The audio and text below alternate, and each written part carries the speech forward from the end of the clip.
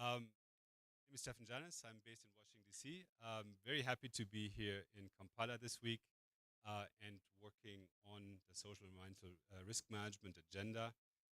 And the topic for today, as you know, is we want to think about capacity building on environmental and social risk management. How do we strengthen learning? For those who have been with us over the past 2 days, you've probably heard about the importance, really all the participants agreed yesterday about the importance of strengthening institutional capacities, strengthening learning around environmental and social risk management.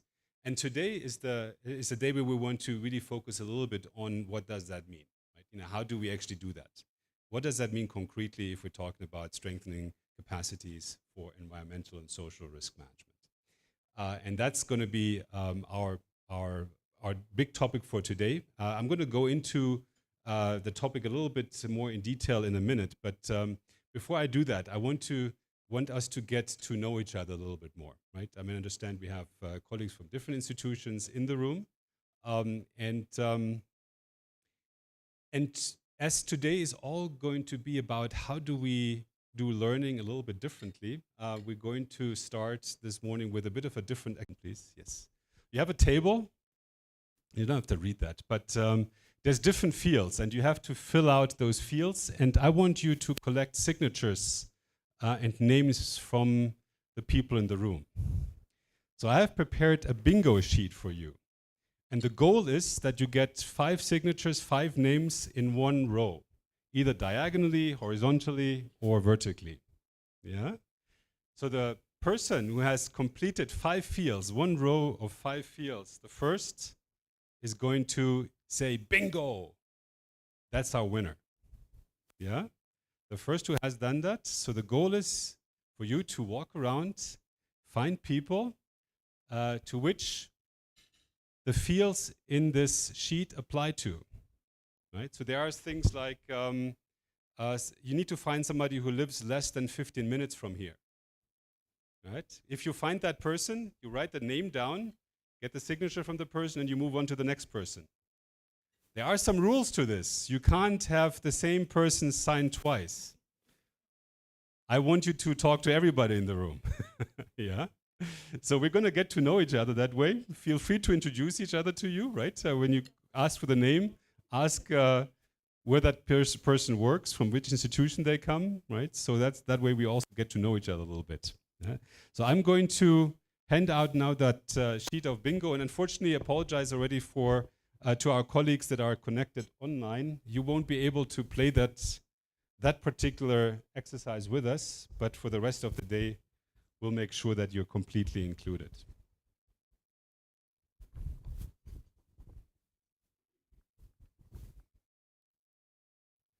So you can already, if you want, you can read already those fields.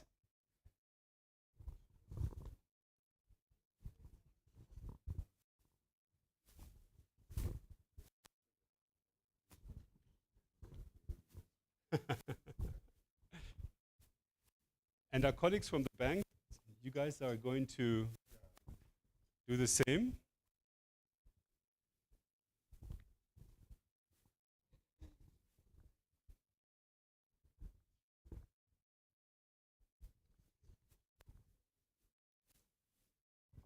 Does everybody have one? Okay. All right, so I think we can get started. The time, the clock is at, before I start, are there any questions on this? Does everybody know what they need to do? No? What's the question? Yes. What is the same person? You can only collect 1 signature per sheet. Otherwise, you could just talk to one person and try to find what that applies to them. Yes?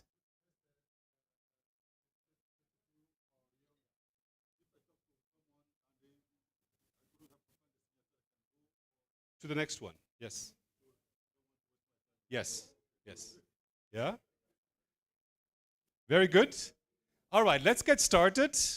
Feel free, roam around the room, meet people, introduce yourselves, and try to collect signatures as quick as possible. Once you have 5 in a row, that's your signal to say bingo and you're done.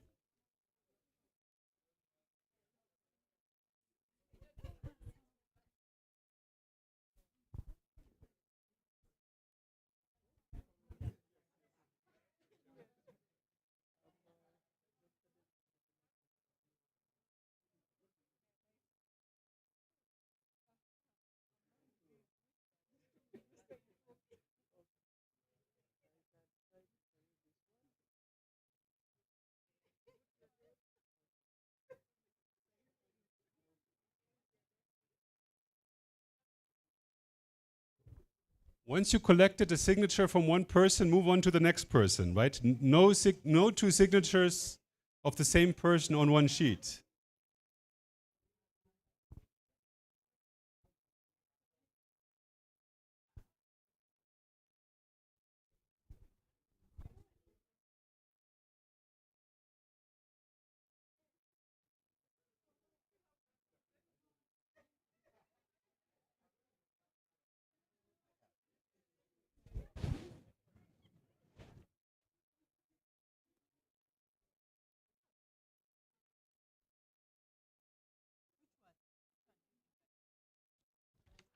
You're welcome.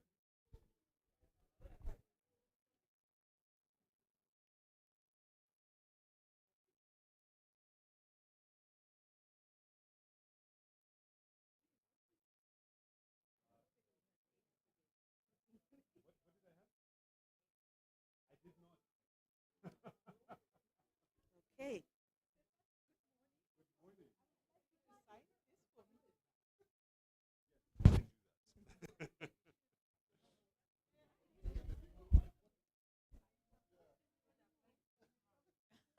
I did, yes. So, Why do I look like a my name is biker? Justin. I'm Stefan. I just have Stefan as well, right before. That is correct. Right. So,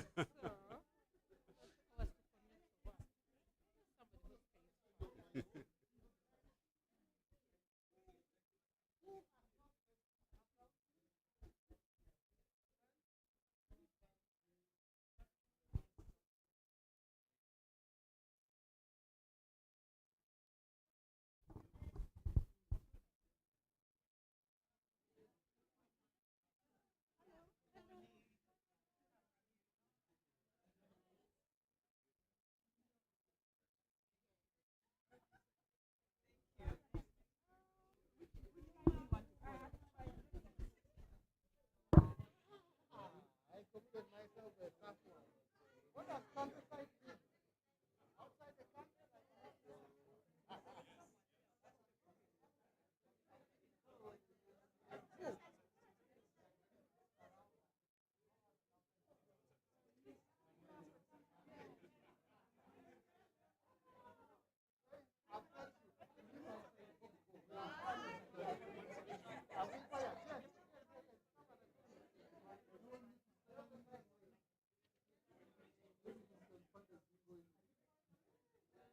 You're almost there. Remaining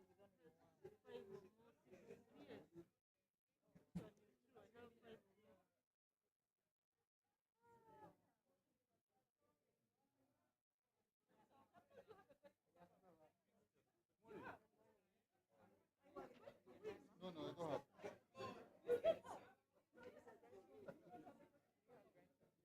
I don't.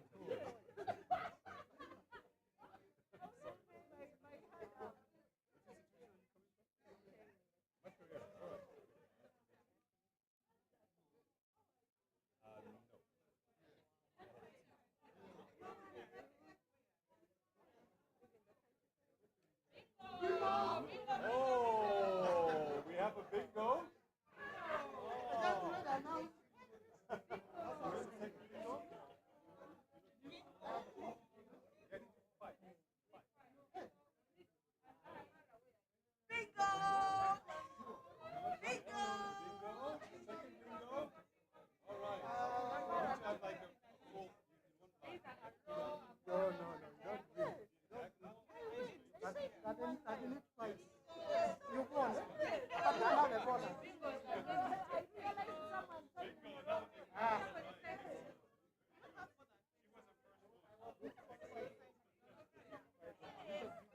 Are you part of that game? Okay. Good morning. My name is Rose Patampra from UMI. I'm very sure I had I actually did not have tea. Yes, I'm a tea drinker. have you been to Europe for a I have. 32-year-old? Can I have your dates of birth, everyone here? I need a message. I know. Yes, all right, very good, excellent. John Well Mary, done. what can you send for me here? You did not start it. Don't worry about the start. 32. I'm looking for a 32-year-old. Have you attended any live concerts? Have you had coffee this morning? Have you had you have more than two children? Three more languages. And I think bingo is hard to get. Bingo is the hardest. Ring I have. Why are you not signing for me? Ayi watunga bingo.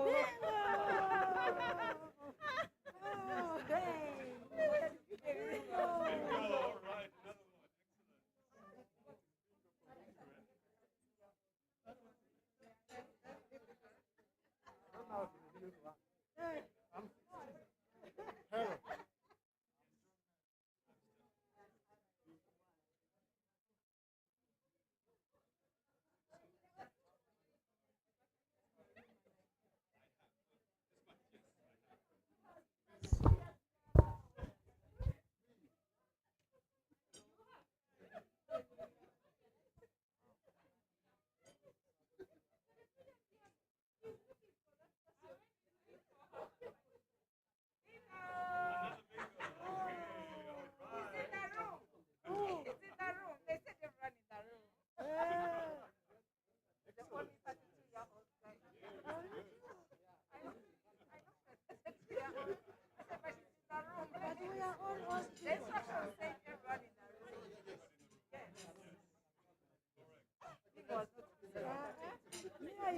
Start a row and get stuck. Once you get someone, You saw you got from me. May I concentrate?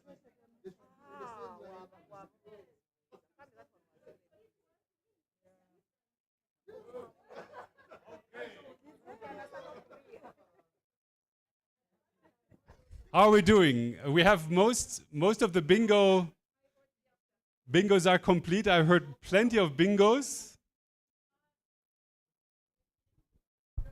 We did have, however, one winner. The person who completed it first. She's actually right now involved in the. Let's quickly just celebrate her. What's your name and where you come from? Justine Namara from Accra University. First bingo. Big winner. Big hand of applause. All right, excellent. But you guys all did well. Excellent. So I hope you got to know quite a few colleagues here in the room, and also a little bit of background around them, what they do. And I now want for us to collect a few expectations for today. Right? We have a full day. And but I'm also very flexible. I'm going to introduce the agenda for today in a minute. But before I do that, I just want to collect a few expectations from you. So if you want to just chat along in your tables with the colleagues on your table, there are some post-its on your tables. If not yet, I'll give you some. And just put 2 expectations per table. Put 1 expectation per post-it. Right, so 2 post-its per table, and what do you want to get out of today?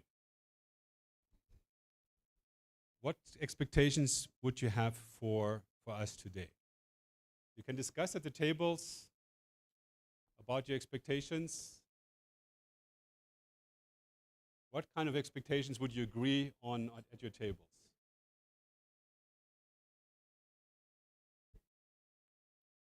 And the same goes for our colleagues that are connected online. If you just want to submit via chat your expectations for today.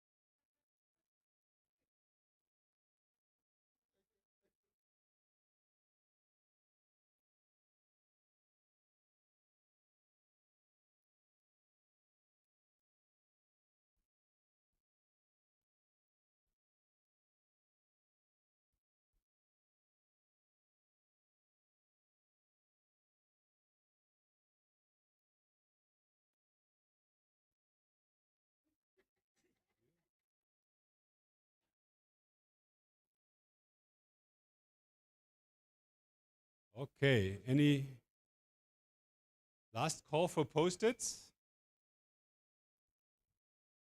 Thank you.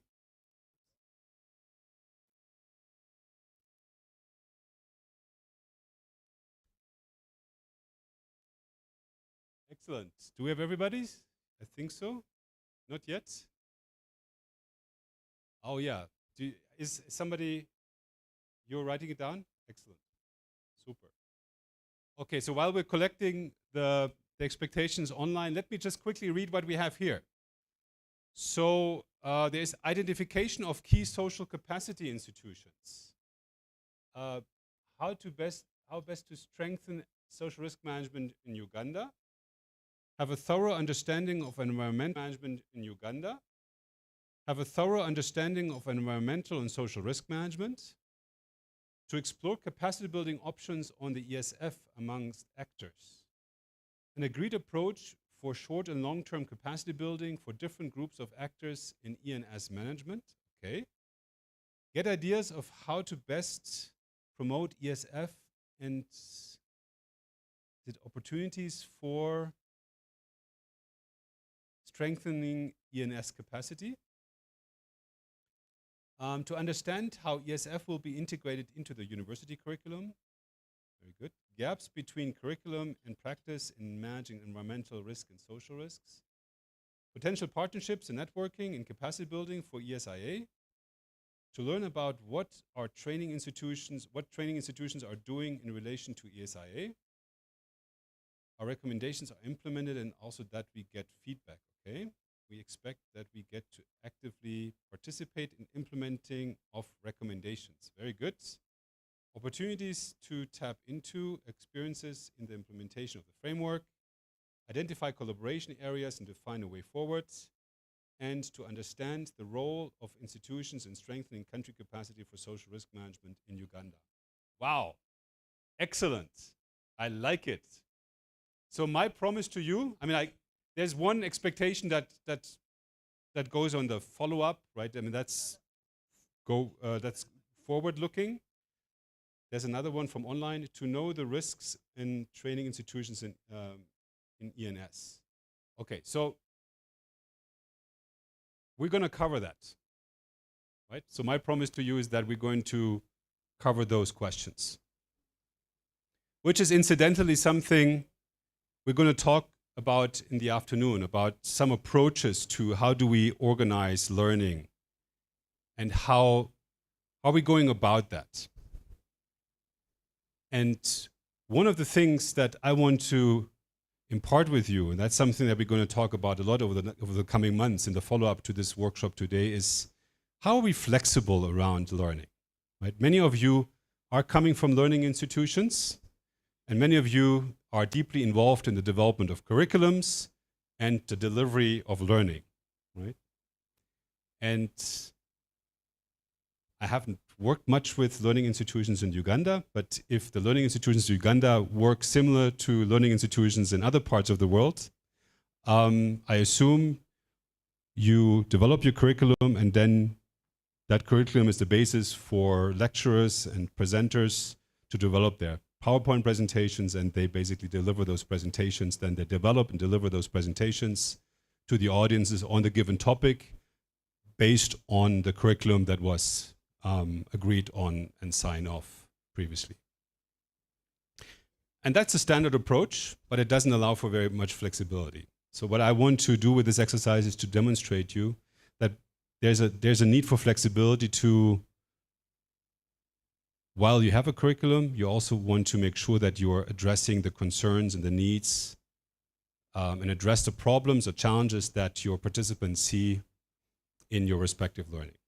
So we're going to look into these expectations, and throughout the day, we're going to cover them bit by bit, and hopefully by the end of today, we're going to have, hopefully, answers to most of the things that are on the board. But generally speaking, the objectives for today are the following. And I hope you can read this. It's a little bit small.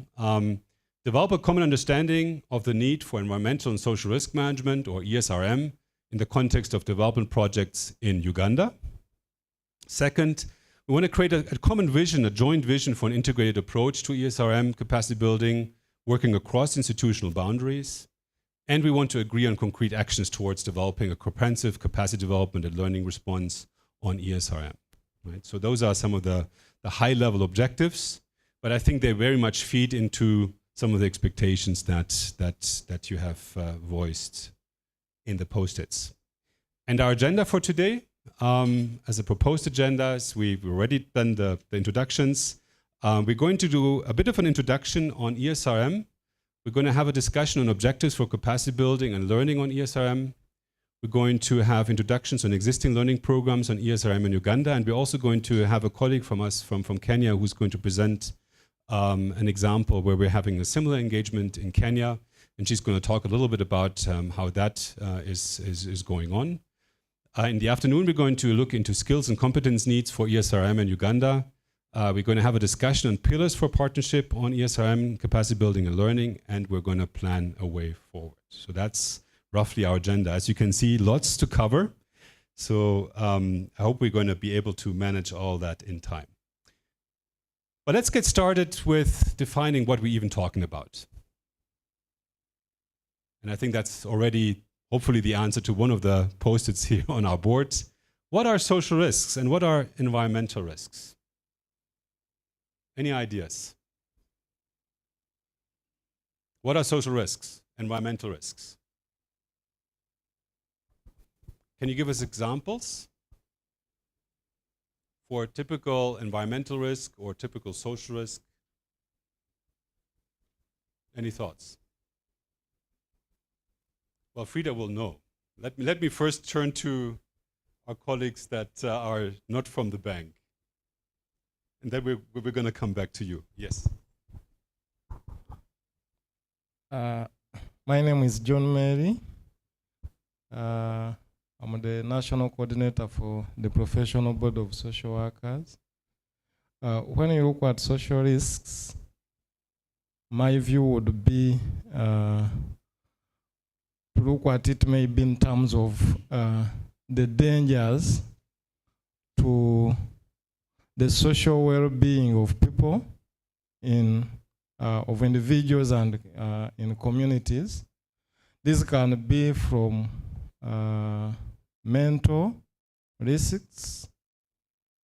For example, now we are having a lot of mental illnesses, can be one of the social risks. We can look in terms of protection risks, like for children, abuse of children in the community. It can be a social risk. Gender-based violence can be a social risk. Maybe others can add, but I have my colleague here from the same organization. Maybe he can add one.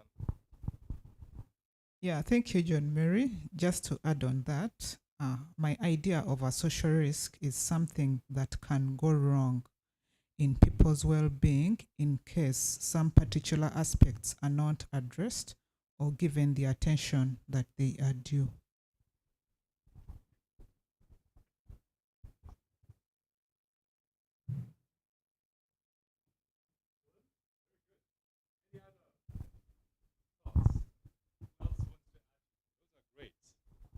So we have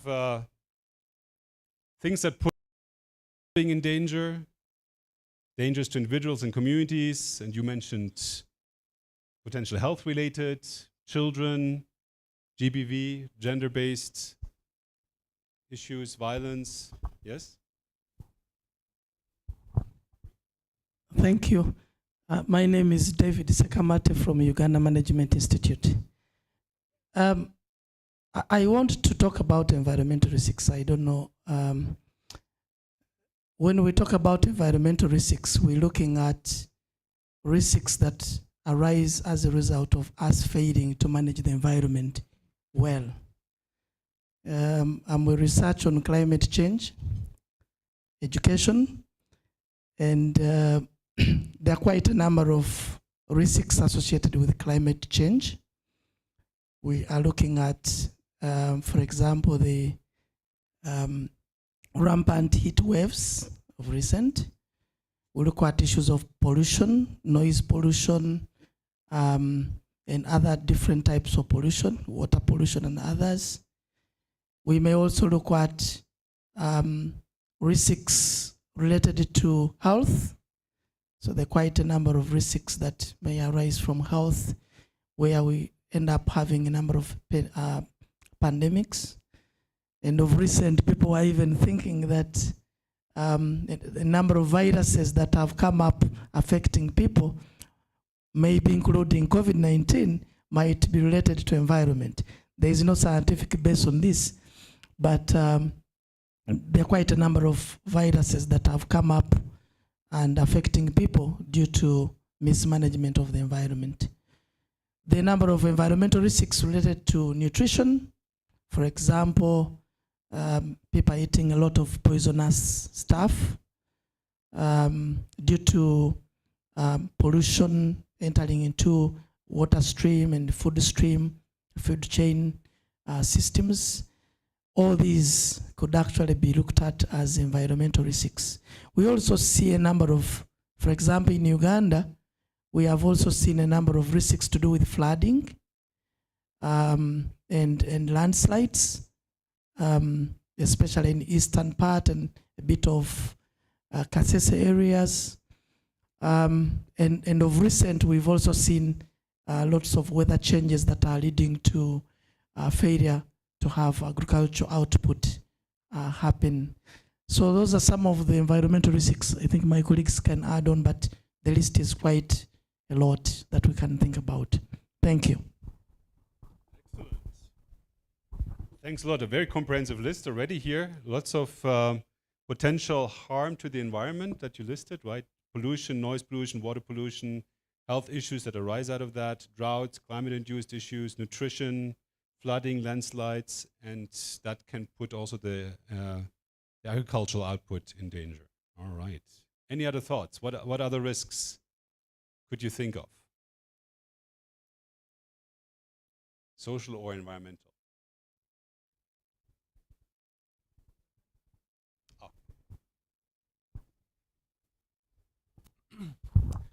Thank you. My name is Patrick from the Department of Environmental Management at Makerere University. I want to attempt to interpret environmental risks. I look at it in terms of changes or harm in the integrity, quality, productivity, and stability of the physical components of the environment.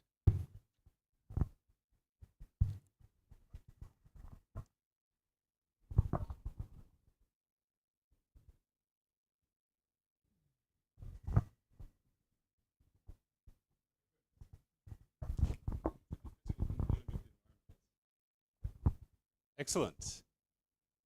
What else could be risks, either on the environmental side or on the social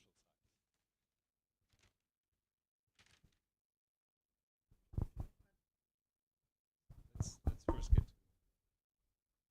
to My name is Rose Namara, and I work with Uganda Management Institute as the head of research and innovation.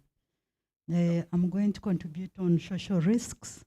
I look at them as harm to the social well-being of individuals or society in terms of their culture, in terms of their social integrity, language, and the interaction between individuals. Like for instance, if there is COVID and we cannot interact, it means that our social interaction has been damaged to a certain extent. So language, sign, virtues of society, rituals, all those risks. Very nice. All right. So you're talking about the cultural issues, right? Cultural heritage, rituals, traditions, social integrity, language, lack of social interaction that can arise from potential disjointing of communities, yes? Dispersion of communities when they can't come together anymore. Yes? Thank you. Maybe I could add, I don't know whether this goes under social or environment, but I think it could fit the issue of conflict. Conflict, from the social point of view, it's a social risk as well. But we've also seen a number of conflicts, especially in pastoral areas, due to environmental issues. For example, recent Karamoja in Uganda and a bit of Turkanas in the other side of Kenya. There is a bit of conflict. They are all fighting for pasture, and that has caused a lot of issues. And we've also seen migrations, for example. And maybe we can also talk about refugees, though the majority of refugees here are more associated with armed conflict, but there's also a possibility that we could also have refugees arising from environmental issues due to the number of changes that may not support them to stay in the same place.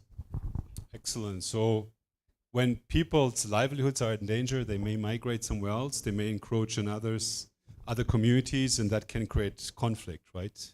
Between the communities that are based in those lands and the refugee communities that are coming in. Pastoral communities very often, right, that need to migrate then, and often that is due to climate change, when droughts happen, right? Or people trying to find new livelihood somewhere, right? Which is then also a social aspect. Yes, very good, excellent.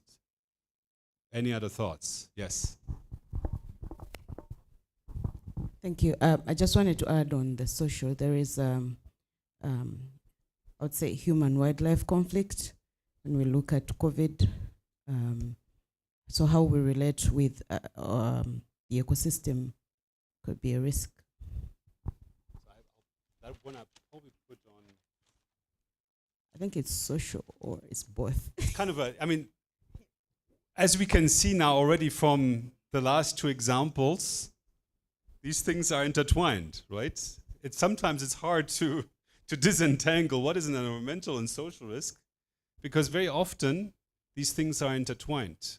As soon as people are involved, you get that thing. So maybe the initial impetus was an environmental risk, but then people get involved and it has a social dimension to it, right? So both of these things are true, and some of these risks, it's really hard to really pinpoint them to one area because they're really affecting both areas, right? Very good point. Yes.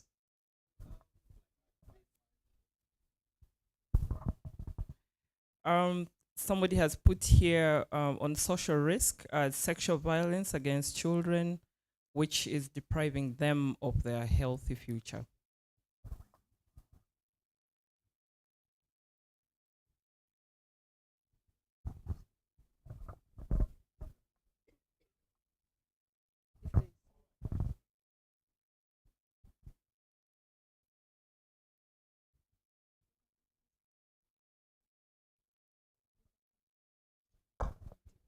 Thank you. So I'll just put that down. Very good point. So there's a lot of potential. There's gender-based violence, violence against children, right, which can have grave consequences to the well-being of those children and the future of those children. Yes. An issue of land conflicts, and also the issue of also related to population growth. Land is decreasing while the population is growing. Yeah, and that causes conflict, either social or environmental. Excellent. So land is a big issue, right? Especially when people get displaced due to, for example, development project, a road is being built, that road leads through somebody's land, or sometimes even through their house, right? And they have to be relocated. And they have to be reimbursed for the loss of their land. And not only that, very often their livelihoods may be at stake because they're making their livelihoods on that particular land. If they have to get relocated, that might be depriving them of their opportunity to make a livelihood, right? So livelihood restoration becomes an issue, and that's very much then a social challenge, right, for some communities that are being relocated, right? So that's something clearly we need to look into. And if we're not taking care of that, it arises, as you said, in conflicts, right? People are protesting, say, wait a minute, you know, this was my land for years and years, for centuries. This is my family's land. Our forefathers lived here, and now you're taking us away to another place, even if it's a beautiful place. What am I going to do there, right? So, yes. Technological conflict, that where we see technology affecting the environment, and then tech also affecting the social fabric of our society. Parents conflicting with their children over staying on WhatsApp, over staying on these gadgets, but also the gadgets affecting our health, and also the disposal of these gadgets is also not very clear because it affects the environment. That's an interesting one. Technology, all right. I hadn't thought about that, but it's a very interesting point, right? I mean, it's like first of all, there's an environmental dimension, as you said, right? All this old technology that is actually not that old in the longer sense of the word, right? But computers that are 10 years old are ancient nowadays. You can't use them anymore, right? But that creates a lot of trash that needs to be disposed somewhere, and where often it's not properly disposed, and it creates an environmental issue, right? But you also mentioned the social dimension of people losing connections, and I think we have that somewhere, the lack of social interactions because of the technologies that can happen. That's interesting. Yes, yes, yes, please. Thank you.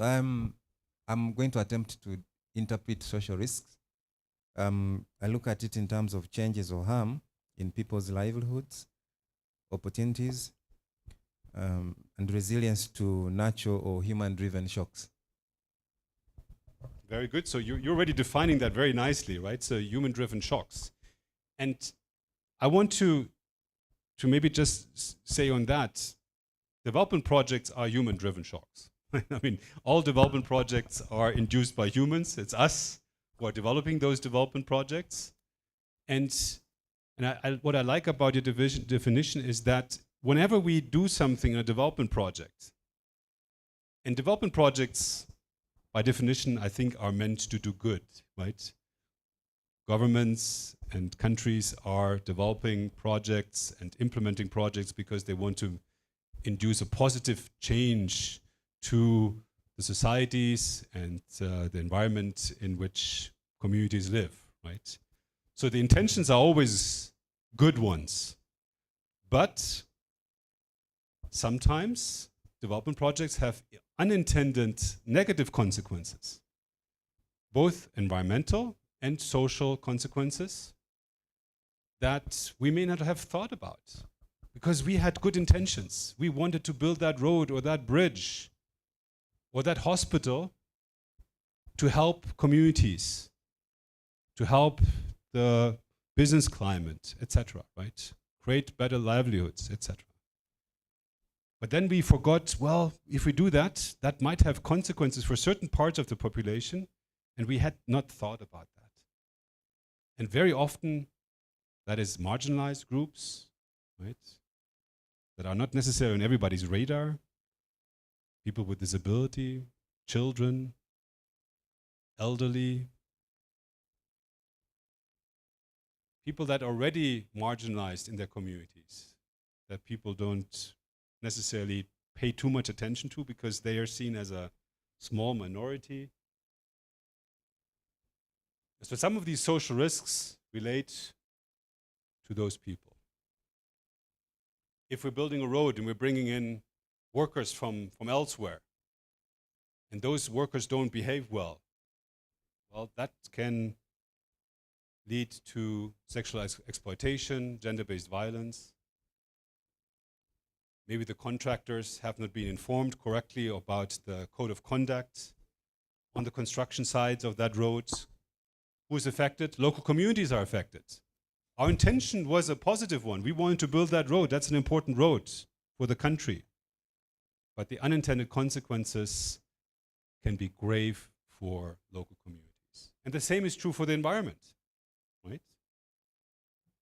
Well, that road is supposed to do good, but it goes through a forest or through a protected land area. Important species are eradicated in that part. Some of the construction may lead to pollution. The environment gets polluted. Who's suffering? Local communities are suffering from that, right? The workers, they move on. They don't care. The companies who build that road, they don't care. They built their road. They say, we succeeded. We delivered on time. That's what you wanted us to do, and we delivered. But what they left behind was maybe not only a nice road, but also huge problems for local communities in terms of their social well-being and the environment in which they live. This is what this is about. This is what, yes. Thank you. Recently in Uganda, we experienced something interesting. When they were constructing a certain road, there was this tree. And this tree was housing some kind of spirit for a particular clan.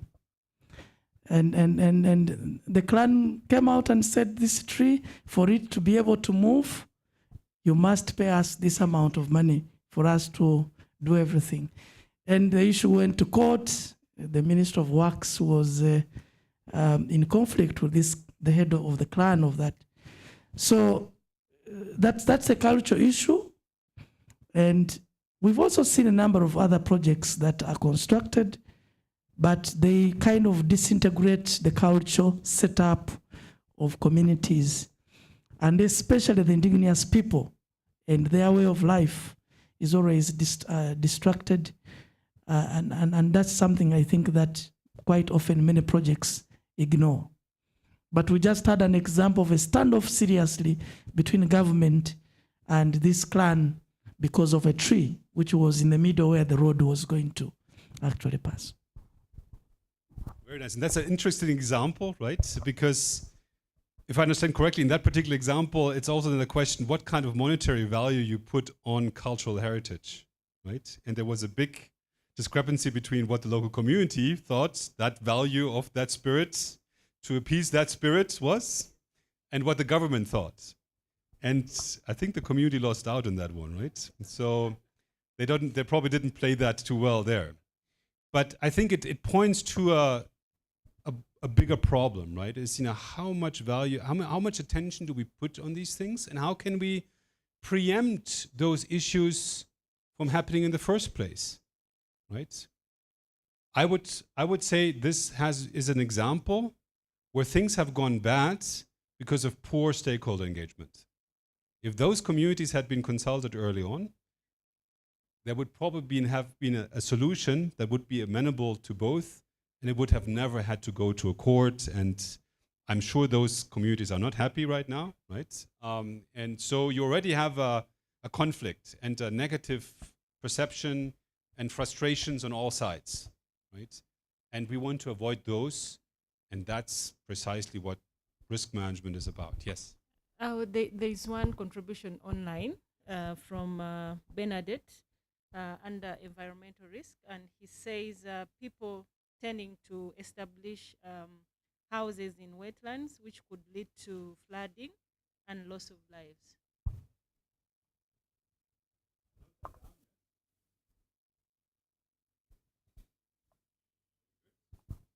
Okay, I just wanted to add on social risk, especially for projects like he was alluding to. When you look at Express, for example, Entebbe Express Highway, they separate the communities and prevent the interaction of these communities. For us as social workers, we believe that communities live together, they interact, they share not only values, but also they share what they have to survive for many years. Now, when they separate the community, and then there is no linkage of them, and then they put also barbed wires along those roads, then it is a risk to their side, to their values, what they cherish, but also to their survival. Yes.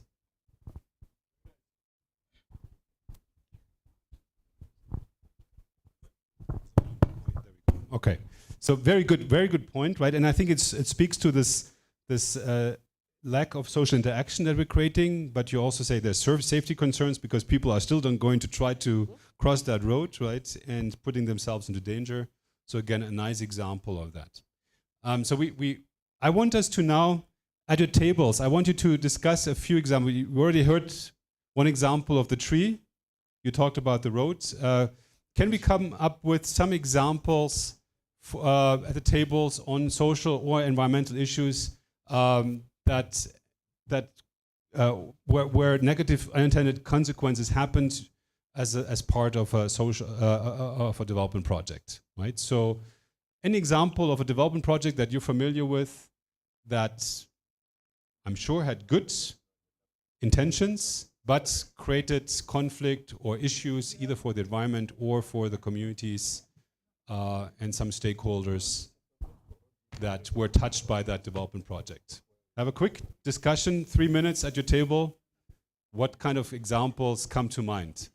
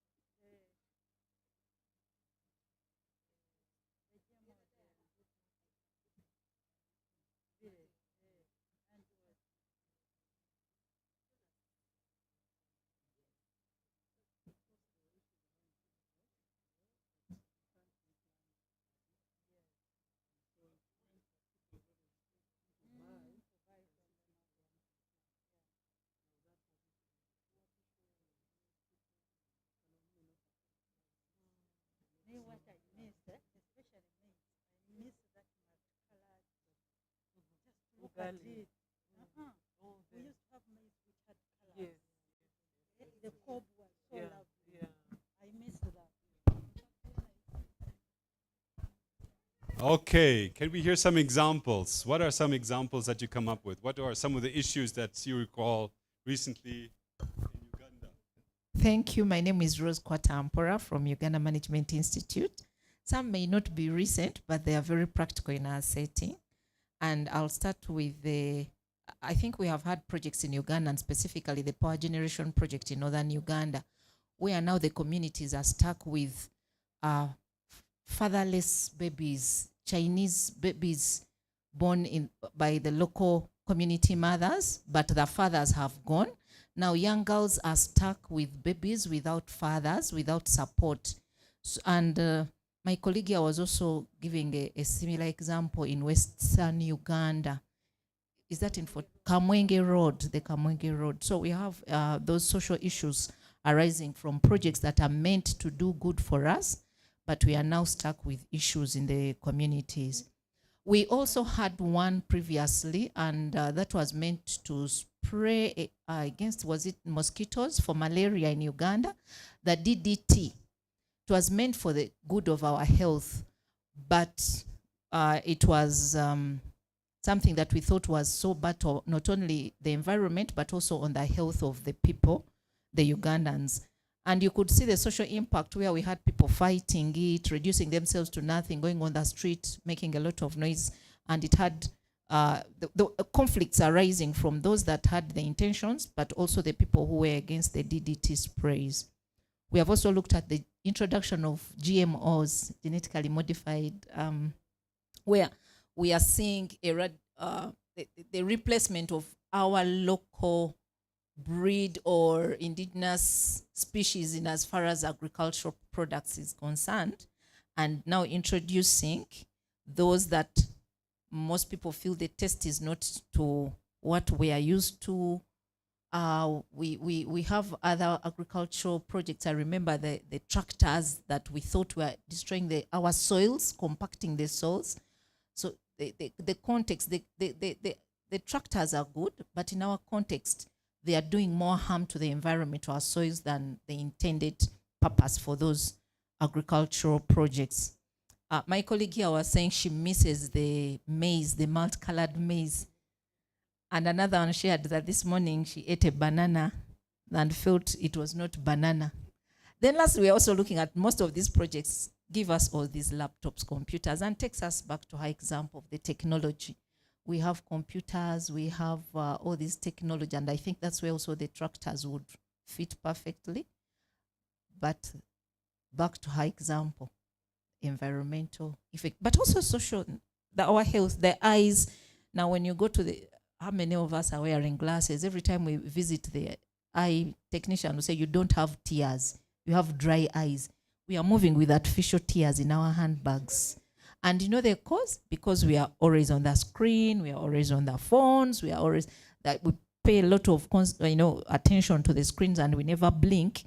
And because of that, the eyes are now dry, that we have gone as far as using artificial tears. Before we know, they'll now tell us your eyes have been affected by the artificial. Thank you very much. Wow, what a rich, give the hand of applause. What a rich collection of examples, right, of all those unintended consequences, right? And apologies for those who have bad bananas. I feel with you, because when I eat a banana in the US, it doesn't taste like anything either. So when I come here to Uganda and eat a banana, it's like, that's a nice banana. That's how a banana is supposed to taste. All right, yes. Thank you. Our table considered the oil refinery project in southwestern Uganda, or western Uganda, which has both the refinery and the airport. And the main aspect we considered was the acquisition of land for the refinery and the airport, which led to displacements. And through those displacements, we saw broken social networks. People had to find new ways of connecting with other people. We saw changes in the settlement patterns.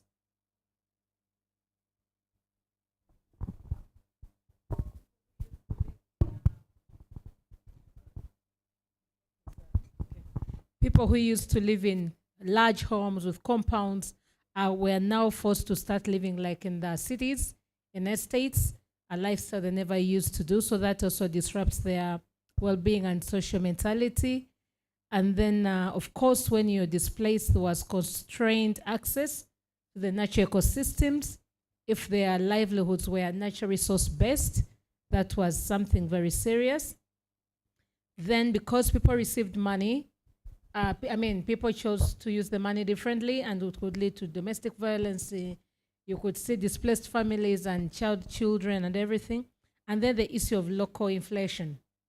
That also brought another aspect of social issues. And then the social evils, of course, that came with people having money, alcoholism, and everything that happened. So looking at that, all those elements, I will put them together as a sum of those social risks that happened because of the project of the oil refinery and the airport. Wow. Thank you. Thank you. Very good example. Thank you. So again, a nice example, right? We want to do something good for the economy, an airport, get infrastructure going, with all those consequences for local communities that do grave harm to those communities and really destroy the social fabric of those communities, their livelihoods. And they have been in stable family situations before, and those get into tensions, and they fall apart due to also the inflow of money that these people and communities were not used to, right? Yeah. And so if you only compensate somebody without thinking about their future livelihoods and the potential use of those funds to people that don't know how to deal with those funds, they never had so much money, right? I heard some people in Kenya say, well, I'm going to get a second wife or a third. You see, even the microphone is not, it's not like, talk about second wives. Somebody, the technology doesn't like that. I'm just kidding. So there are issues, right, that can incur through those inflow of funds that have grave consequences. And so we also need to think about what is sound compensation for those lands, who receives the compensation, and how is it done, right? And how can we make sure that those livelihoods are being restored, that people are not spending everything on a one-time delight, but investing in their futures, right? And that requires capacity building and awareness raising and a very careful and measured approach to dealing with that compensation. Very nice example. Let's take one more table. Who wants to hear? Yes, please. Does that work? So on our table, we discussed several projects. The first project was the Northern Bypass road construction. Some of the key social risks that were identified, both key social and economic, were one, during the construction process, they did not give consideration to people residing along the bypass. So after its construction, there were a lot of accidents that happened, because there was never really consideration as to how the people residing along the bypass would be able to access the other side of the road. There were no zebra crossings or crossing points created. We also looked at the issue that there were several complaints in relation to compensation. For this particular one, I was actually on the law firm that was representing the contractor, so we handled quite a few. And majority of the complaints, there was undervaluation of compensation for landowners. Some landowners were not actually compensated at all, and yet construction continued without regard for their rights. We looked at also the construction of the Mityana Fort Portal Road project. Some of the key complaints were in relation to sexual exploitation. Workers on the project took advantage of community members, especially the younger females, and majority of them ended up pregnant and young mothers without provision for their maintenance and the children that were left behind. And of course, the project developers never really came back to see how to address that issue.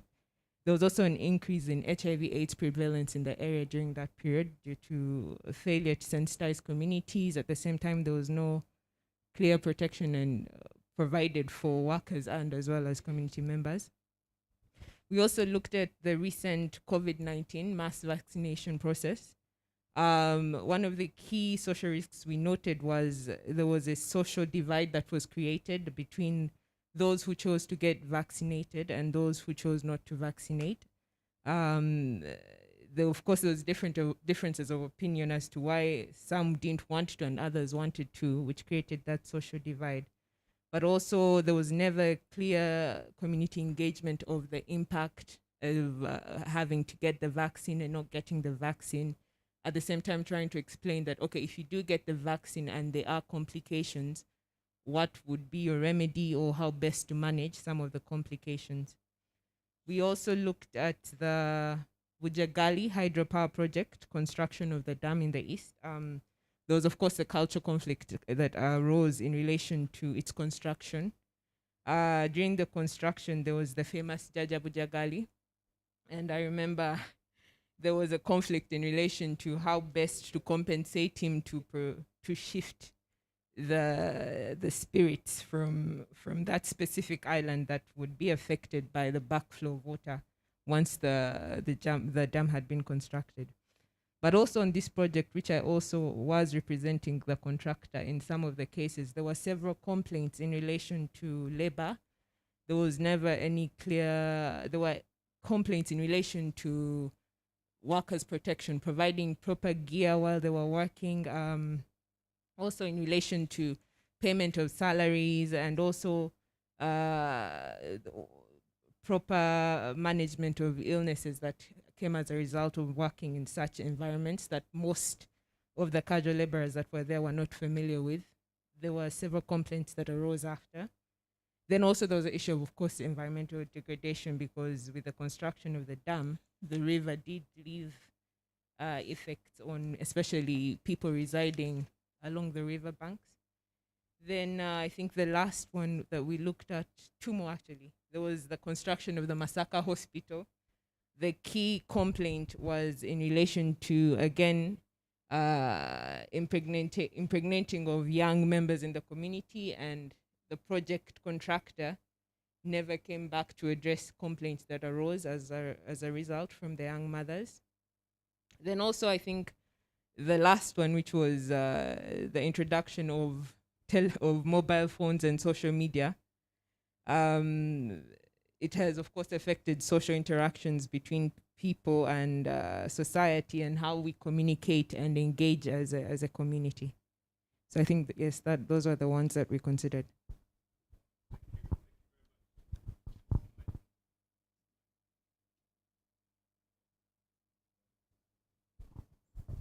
All right. Thank you. Give them a hands of applause. Excellent. Very, very nice examples. Yes, please. Bernadette, just feel free to unmute and speak. Okay, thank you very much, Mariam, and thank you very much, the moderator. Mine is about the operationalization of the child protection system. I believe that this was misconceptualized in some communities, given the fact that this is guided by the principles of human rights. It sent wrong feelings among some communities. I have an example. In 2019, while conducting a study with children in Iganga district, we learned that some parents have given up on disciplining their children for fear of being arrested by police. Now, this has implications for the kind of social environment children grow up in such a community.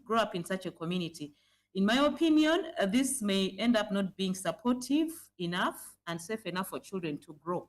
We may not have the best category of children in the future in such communities because of misunderstanding or misconceptualization of the human rights that are guiding the implementation of the child protection system.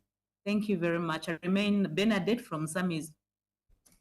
Thank you very much, Bernadette. Very, very nice example, right? So another example of child protection systems. And so, I mean, we could go on and on, right? I mean, we could continue this exercise for the next 2 weeks and we would not get bored because there's so much to talk about, right? And we could go on and on about stories that we personally heard about. Some of us may know community members or family members that are even affected by some of these projects. And so it's a real issue. It's a real issue.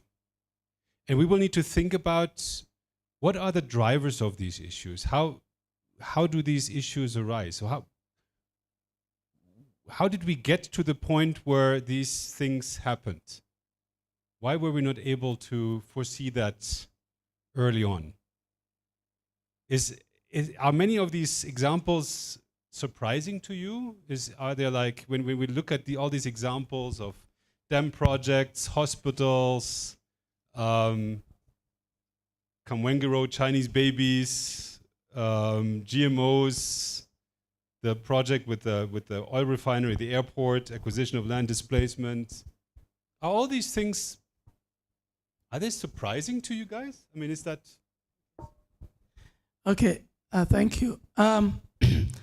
Many of them are not surprising. It's an issue of, actually I can look at it in two ways. It's an issue of design of the project, that many of the social and environmental concerns are not integrated into the plan or the design of the project. So that's one. But as an evaluator, I think many of the projects, these large scale projects, don't learn from evaluation of previous projects.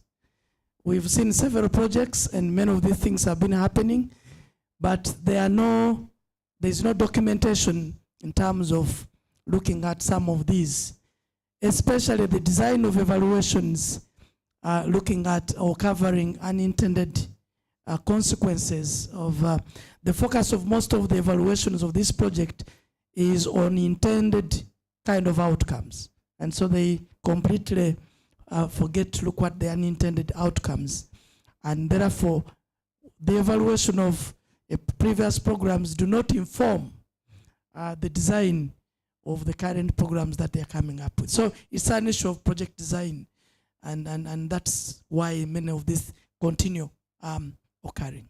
Interesting. An issue of project design. We're not looking at we're not learning from the past. Very nice. Yes. Thank you. Relating to what he has just submitted, it's to do with the team composition in terms of design teams, which also comes from maybe where the funds are coming from and where there, can I use the word bias or interest could be. So the balancing of teams and not recognizing that you can't have one element without the other, or one team of expertise thinking they will cover up for the other aspects since they are related. I think it's time to recognize that every element of a project requires an integrated team. I mean, specific expertise come on board to form a team than saying, because I've done a bit of environment, I can cover for a bit of social, or I've done a bit of social, and these things come from the environment. That kind of thinking could lead to this, because somebody can have a deeper look into something they know of than you who has heard about it. Thank you. I like that. So you're saying balancing of priorities, because when I'm focusing on developing an airport or hospital, my focus is on the hospital, right? The contractors are tasked to build the hospital or the airport or the dam or whatever they're building, right? So the roads. They're not tasked to take care of the livelihoods of communities. They're not being evaluated based on that. Their focus is, let's build the roads, let's build a hospital. So balancing of priorities, how much are we making sure that, yes, the hospital is being built, the road is being built, the dam is being built, but at the same time, we're avoiding all these negative unintended consequences, right? And you mentioned another important point. What is the expertise, the level of expertise in the project teams? Do we have the right people on the ground to actually make sure that learning from the past is happening, that they have their eyes there and they see immediately when a project design is being put together and say, wait a minute, guys, if you do that and you don't take care of this, this is going to happen, because we've seen it in many other projects in the past in Uganda. We need to avoid that, right? So you need to have those people that have that collective memory, and they have a knack for identifying issues that maybe a road worker or a civil engineer may not necessarily have on their radar, because that's not their level of expertise. So we need to have environmental and social specialists in place that are well trained on the practicalities of making sure that these issues are identified early on, and they can rely on a wealth of expertise and experience from the past, and they identify and they can put pieces together.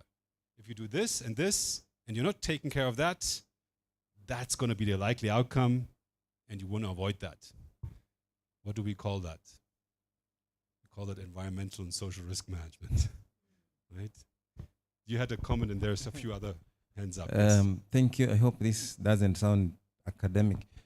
My observation, at least for the several projects that people are referring to, is that as a country, we don't seem to have built consensus on why we do stakeholder engagement, which other people call participation. The rationale for stakeholder engagement. In some jurisdictions, you'll find that it's done to inform, just to let people know that we are here for this purpose. In others, it helps in decision making. When you're doing stakeholder engagement, you want this information to help you in choosing alternatives through the easier process. In others, it is for politics. You want to express yourself as a very democratic agency that likes to engage.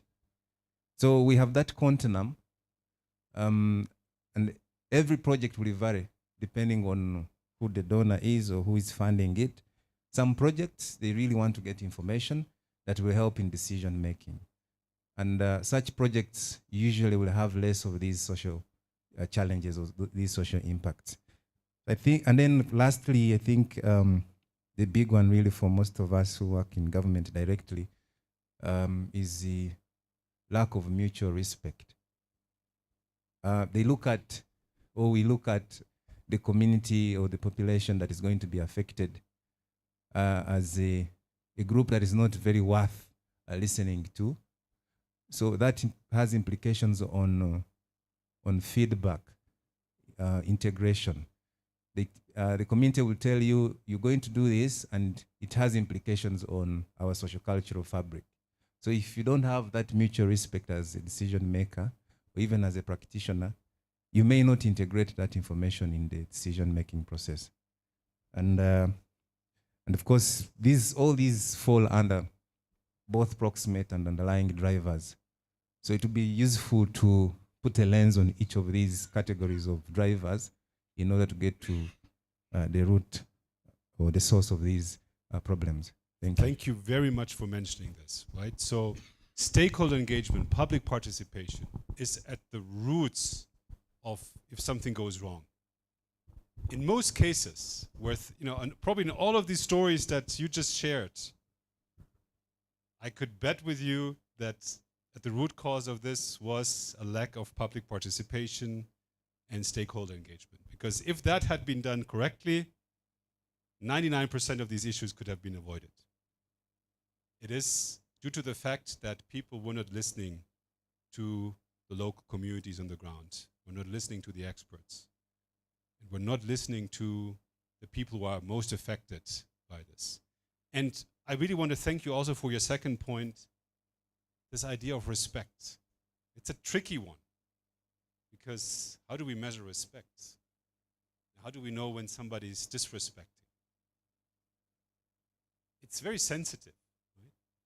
And yet, it's this idea of a shift in mindset, and how much do we value the opinions and concerns of those who might be underrepresented, who might be minorities, who might be vulnerable, who may not be part of a big part of the electorate. Right? Politicians often care about being re-elected. If that's not a population that helps me to get re-elected, why should I care? Is that the right mindset? Of course not. But it happens. It's the incentives of some of the politicians. So we will need to think about, when we look at the project design, we also need to think about the enabling environment in which this project is taking place. What is the political economy in which such a project is being designed? Who are the actors? How much is the opinion of the underrepresented, the vulnerable, the marginalized? How much is that valued? Are they being heard? They're most likely the ones who are suffering the most from the negative consequences.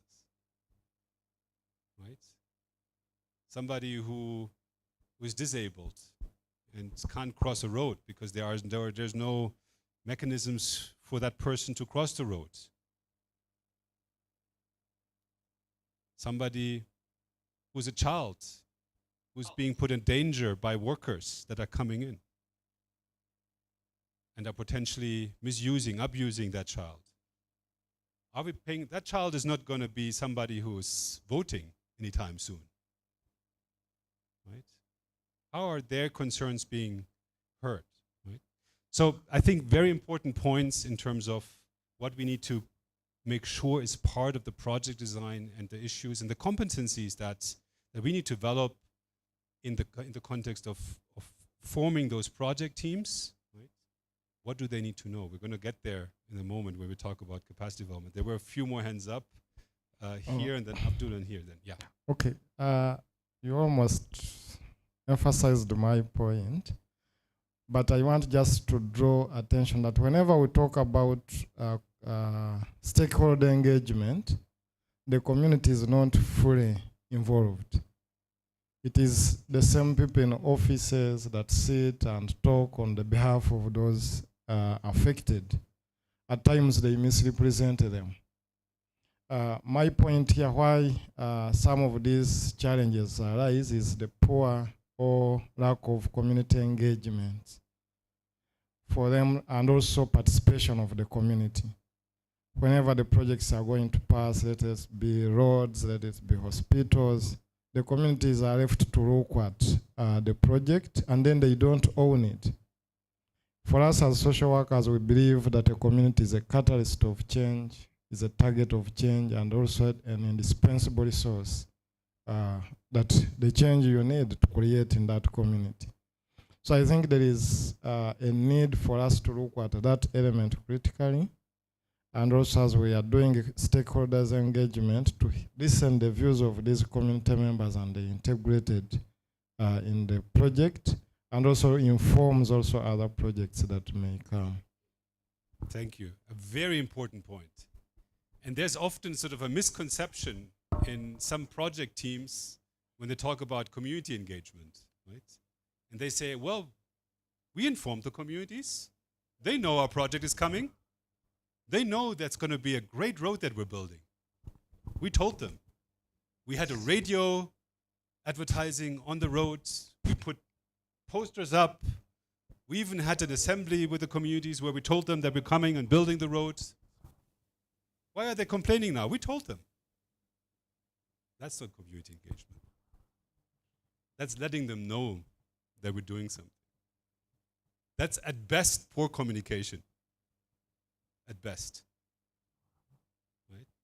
So we will need to think about, when we're talking about capacity building, of what does it actually mean to do community engagement? How do you do that right? How do you sharpen your listening skills instead of your talking skills and your presentation skills?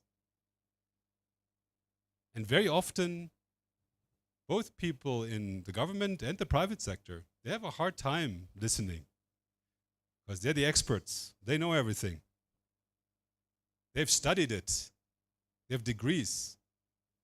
I know how to build this road. I have built 20 hospitals before. I'm an expert in dam construction. I know it all. And people who know it all have a hard time listening to others.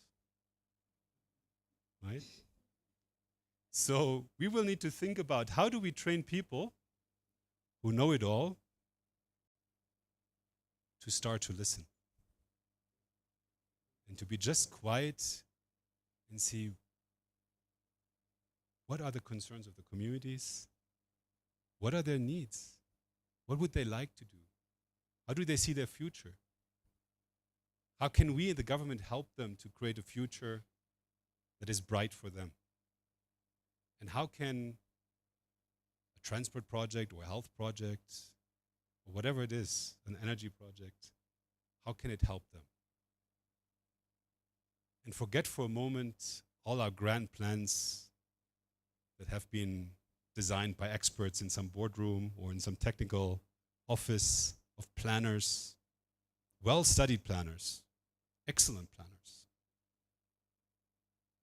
but planners that may not necessarily be aware of issues around social dimensions and environmental dimensions that are related to those plans and that they just don't have on the radar.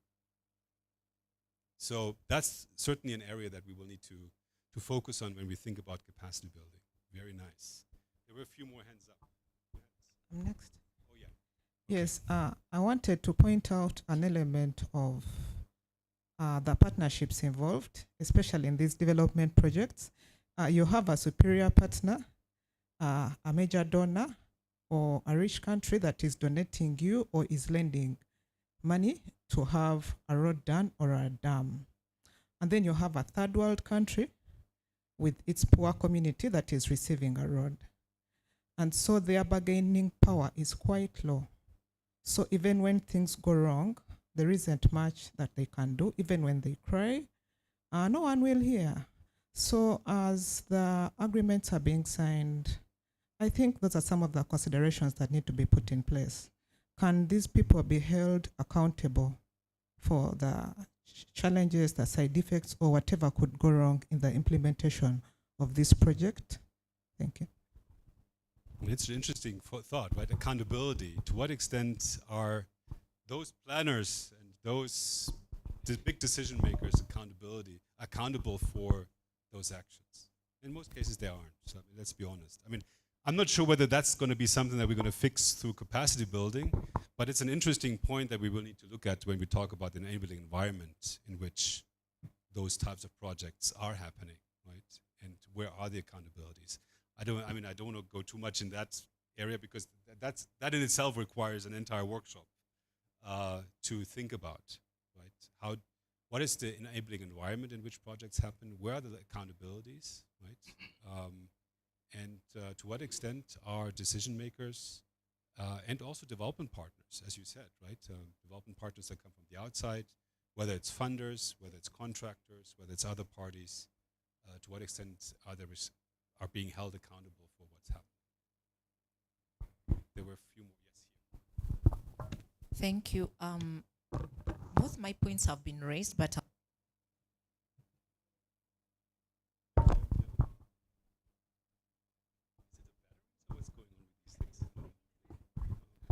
the first was actually on stakeholder engagement, but I just want to add that we should not only stop at the time of design that we engage the stakeholders, but have it as a continuous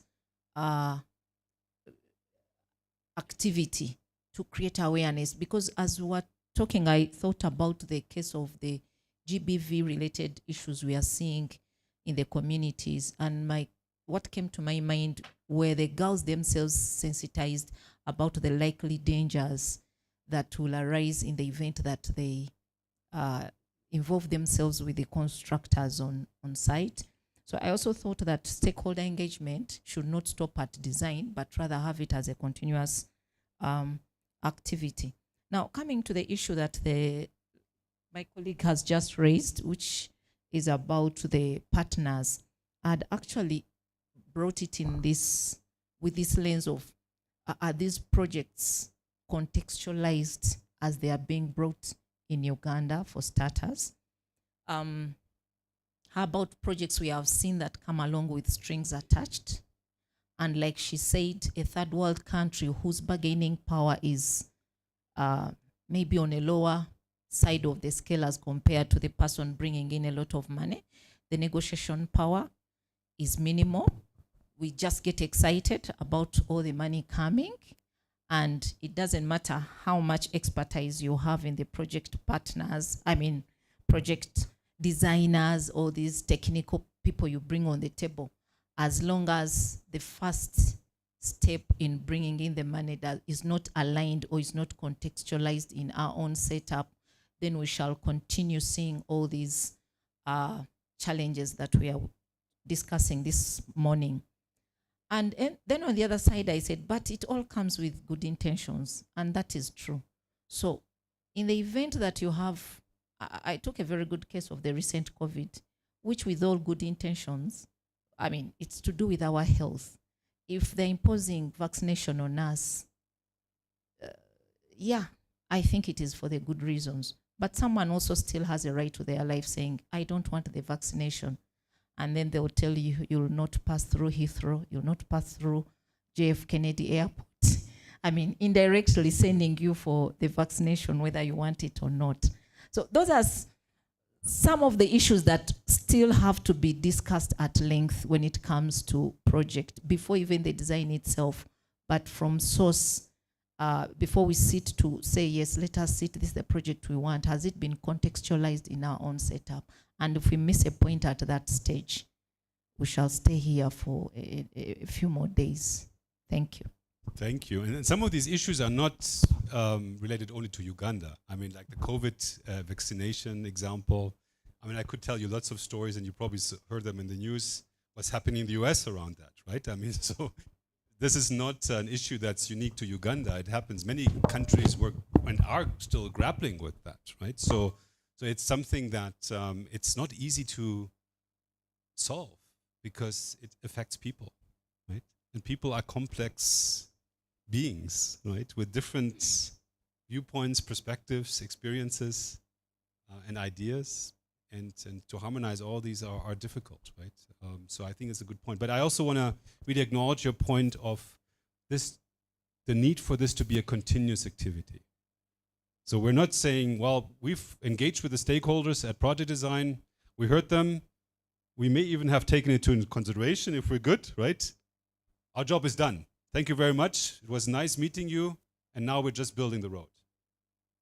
That can't be right. It needs to be a continuous process. In every project, you continuously calibrate. You see, okay, something happens here, we need to counteract here, we need to balance here, we need to shift some issues here and solve some problems. There's a continuous problem-solving process, and that needs to happen jointly in partnership, in close partnership, in close engagement with those who are affected by the project, right? And that is sound project management, right? And it doesn't even stop at the end of the project. Ideally, it should continue, right? But at the very least, it should go until the end of the project, right? At the very least. Very nice. Okay, you had a. Thank you so much. My comment is that at every stage of project management, there are risks, not only at the design, but also implementation, approval, monitoring, and so on.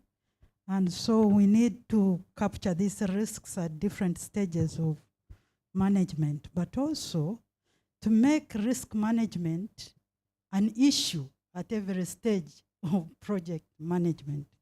Because what we see now is that risks are identified at the design, but no one watches them as we implement.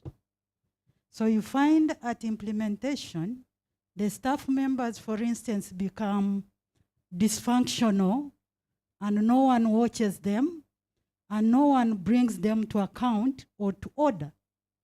So we need to take the issue of risk management, very important at every stage of the project. But I would also like to comment on the issue of context that my colleague talked about. The project has a big context, including the political economy, the politics itself, but also the legal aspect. Most projects do not think through the legal aspect, and also making sure that especially the citizens have access to justice. If you've raped me and I have a Chinese baby, it is to whom it may concern. No one takes it up to see that I have justice in that case. If we have said our tree cannot be removed, it is to whom it may concern. So we need to have the legal, people have the legal element or capacity to know that this is what it means, but also the issue of ethics and corruption. They need to be, people need to keep that at the back of their minds, because we end up being corrupted or relaxed. I'm a sociologist, I'm on a project, I reach implementation, I forget sociology. And I continue being paid for being a sociologist on the project. So at the end of of the day, the money for the project is spent, but sociology is not done. And that is okay with me because I've eaten the money. So to me, we need to keep an eye on that. Thank you. Thanks so much. So the idea of empowerment, the idea of making sure that people have also the legal understanding of their rights, the human rights, the basic rights that they also have in the context of that project, right, and how they're affected. Grievance redress opportunities, right, that need to be there for those people, for those populations. Very, very important aspects. One last comment and then we move on. Yes. Okay, my comment I think is as per the previous speaker as well. It's an issue of also monitoring and evaluation of projects, the entire process. Now, what happens with most projects, it's mostly the contractor and the financer who are in constant communication, but there needs to be an independent third party that can actually continue monitoring and evaluating a project. Now, because most of these projects are brought with the interest of citizens and nationals, of course, there is a component that the government also has to come in as an independent third party to continue monitoring and evaluating a project at every stage, whereby it should be able to hold the contractor or parties to a contract at every stage to address issues that may arise. Now, with that consistent monitoring and evaluation, they'll be able to say, these are the risks that we have noted that you need to address as the project is ongoing or even before its conception. It also creates the opportunity to create now a proper grievance redress mechanism, because if the government goes down on ground and speaks with parties that are affected, that would be the community, they would be able at that stage to say, these are the issues that arise, what is the process that they're going to take for handling complaints and compensating and restitution of any sort that may arise. Implementation research. Excellent. So important points. And I think we are in agreement. There's a need for competencies and skills in these areas that we just mentioned. Right? These are all important areas that we need to look into.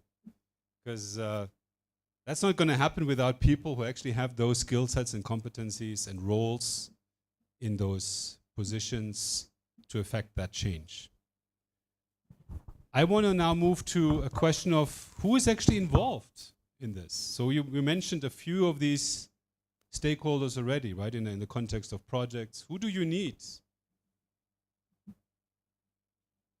And you just mentioned sociologists, etc., right, so environmentalists. Who do you need on board? Who needs to have capacities to actually bring to the table to solve some of these issues, to inform processes, to make sure that a GRM is put in place, to make sure that there's continuous consultations and engagement with communities, to make sure that initial project plans and design elements that cater to the needs of the environment and the local communities that are affected and impacted by the project, that are actually being respected. Who needs to be on board? Let's get here and then yes. Thank you very much. My name is Dr. Jemima Kawigo. I'm representing Dr. Ruth Nsirano from Makerere University.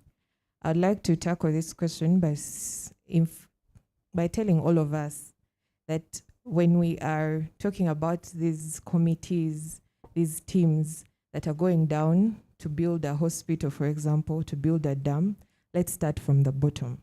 If I'm going to Masaka, I need the local leaders, right from the local council one, because these are the people who interact with the communities that you are going to affect by this, by funding this project. The local leaders, the religious leaders in that area, because we have had complaints from so many people who are butting heads about the spiritual and the other belief systems of the population.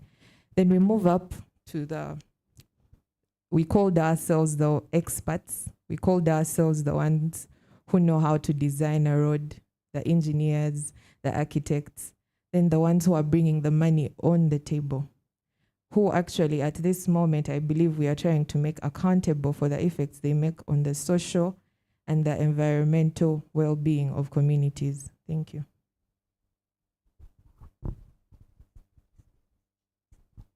Excellent. So local leaders, religious leaders, engineers, architects, designers, funders, yes? Who else? The project management team, because that is very critical, and I assume the M&E are also involved in that PMT. We also have the politicians. We need government, the will of government or representation there.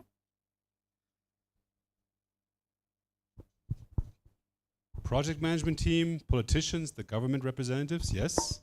Yeah, we need the media, especially local radios, local TVs. And then we also need the communities themselves. And we also need the education institutions. Ourselves who pass on the knowledge on what is a social risk. The primary school teachers, for instance, in the villages are very useful in addition to the religious institutions. But we also need ministries, government, central government, because it is charged with budget allocation, planning, and making sure that the law is enforced. So we need them. Thank you. Excellent. Very good. Our list is growing. Who else wants to?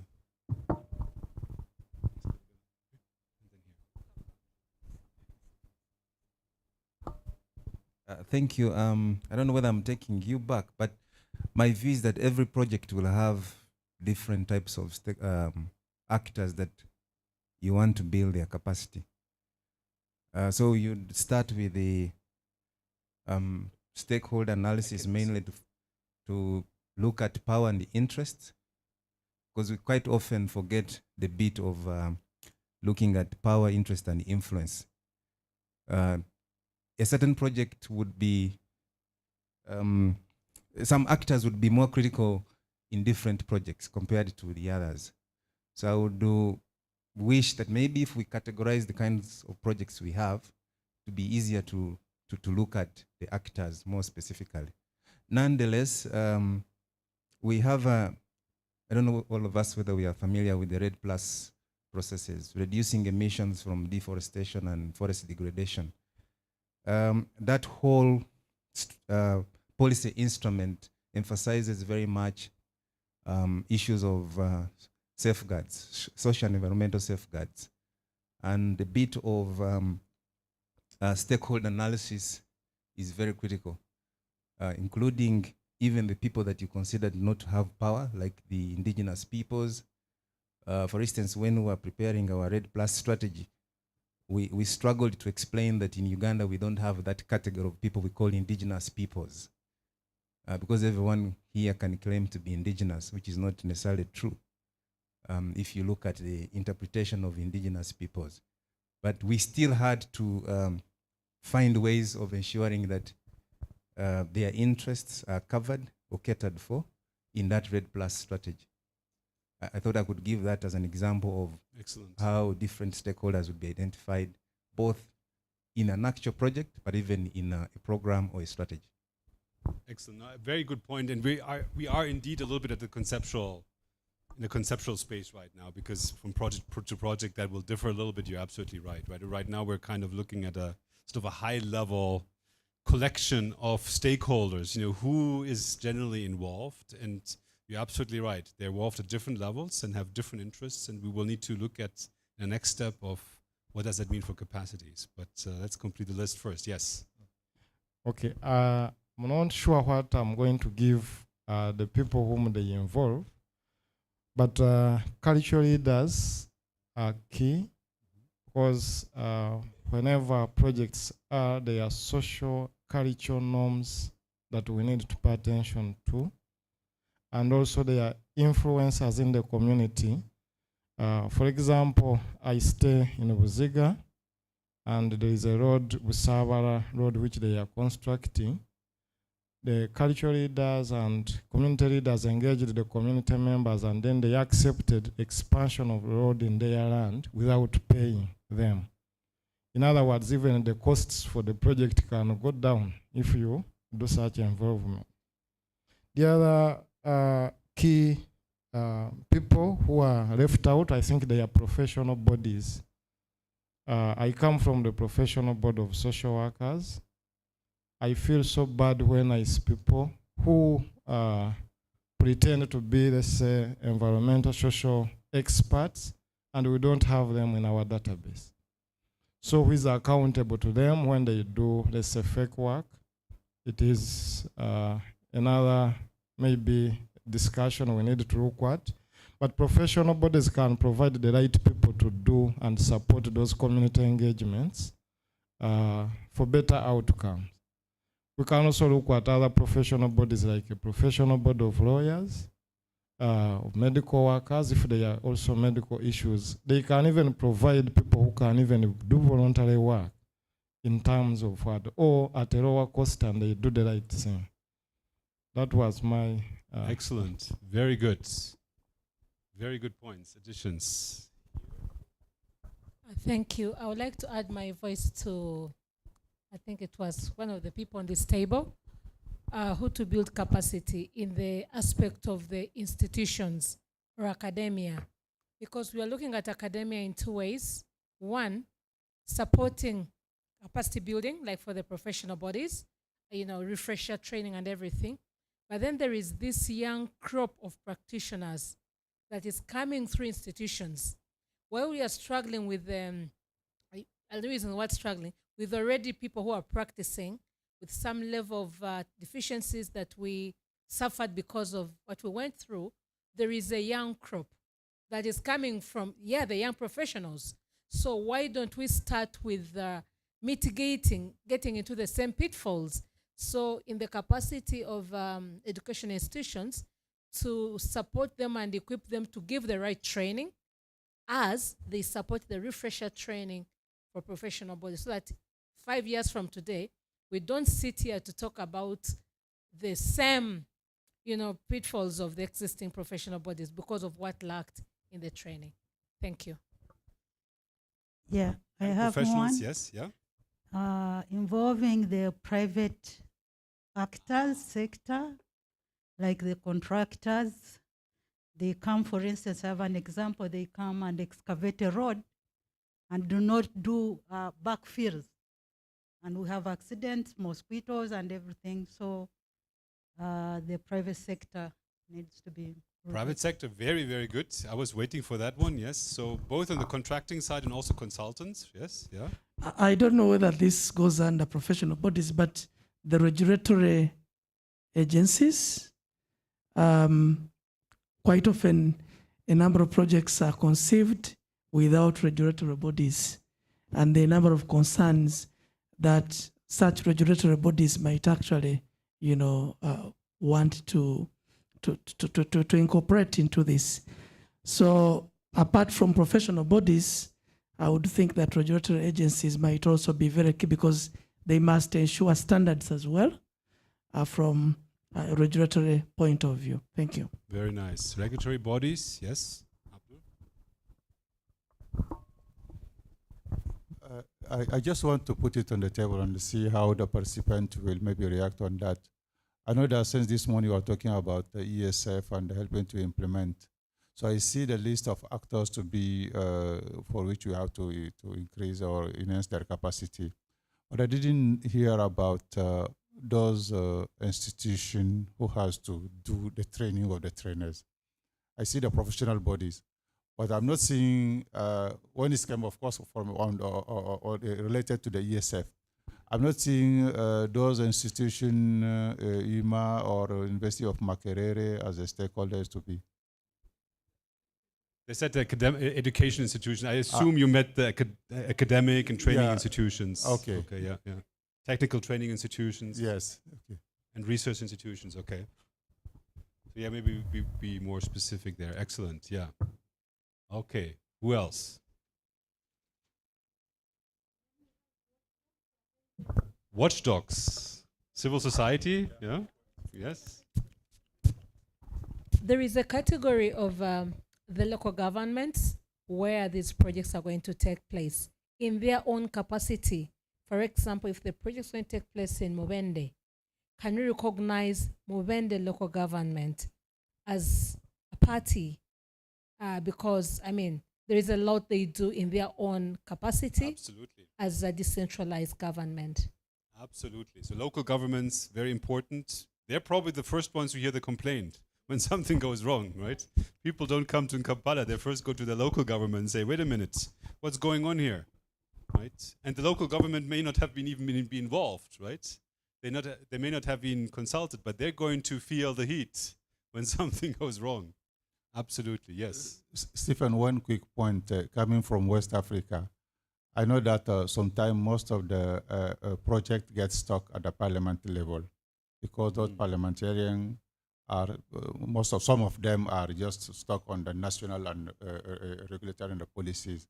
So we have this kind of capacity enhancement program for them to understand. Parliamentarians? Parliamentarians, yes. I don't know what is the take on it. Okay, yes.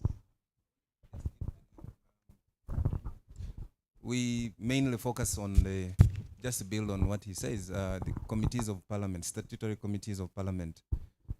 If you're dealing with natural resources, it will be the natural resource committee. If there's anything to do with housing, there will be an infrastructure committee. Usually they're the ones that will clear the project. For instance, the budgetary committee. They're quite influential in decision making. So if at that level they appreciate what we are talking about today, they will be able to integrate it also in the budgets that they are passing or the contract that they are supporting. So I totally agree with you that these committees of parliament would be very useful. Excellent. I had one, I think in America they call them lobbyists, which is not a very attractive word here. I think in public policy, some people call them policy merchants. There are several names. They are not that visible, but they have a lot of power to influence decision making. They're in the corridors of power. So I don't know how we can consider them or how we can identify them, but I think they are critical in terms of the final decision that is usually made. How to identify them? Local content. You need to you just need to work with the local people to be able to know who will help you get that decision made. So influencers, lobbyists, those kinds, yeah. Okay. CSOs. I want to now move to the question. So this is a great list. Right? These are lots of stakeholders at different levels, quite comprehensive. And someone was saying earlier, we will need to prioritize a little bit. I mean, ideally, all of these people will need to get trained, but they probably will need different types of competencies, right? They have different roles to play. And we will need to think through how do we engage with them and what kind of skills and competencies do they actually need? So that's my question to you now. If you think about what types of skill sets and competencies, if we were thinking about capacity building at all these different levels, talking about national government, local government, civil society, religious leaders, local leaders, opinion leaders, the various agencies that are involved, etc., parliamentarians. They're not all going to go through the same training program, right? If you engage with parliamentarians, you probably don't need like all the technical details about the specification and how to do an ESIA.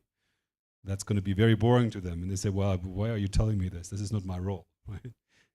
On the other hand, they need to know certain things, right? Because they need to be aware of the impact decisions they may make in the legislative process, how that impacts projects and project implementation and the well-being of local communities. At the same time, if we're talking about a technical specialist in in a line ministry, or in a social ministry, or in NEMA, they need to have very specific skill sets, right? That need to go beyond awareness, because they actually need to do an ESIA, for example, right? So awareness is not enough for somebody who is at NEMA. We have other expectations, or if they're at Ministry of Gender, right? There we need to go beyond awareness. So thinking that through a little bit, what are some of the competencies that we need? What kind of skill sets do we need?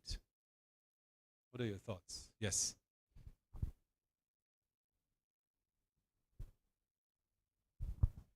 Thank you very much. I think I would like to start with a soft skill and the basics. Because I really like doing things from first principles.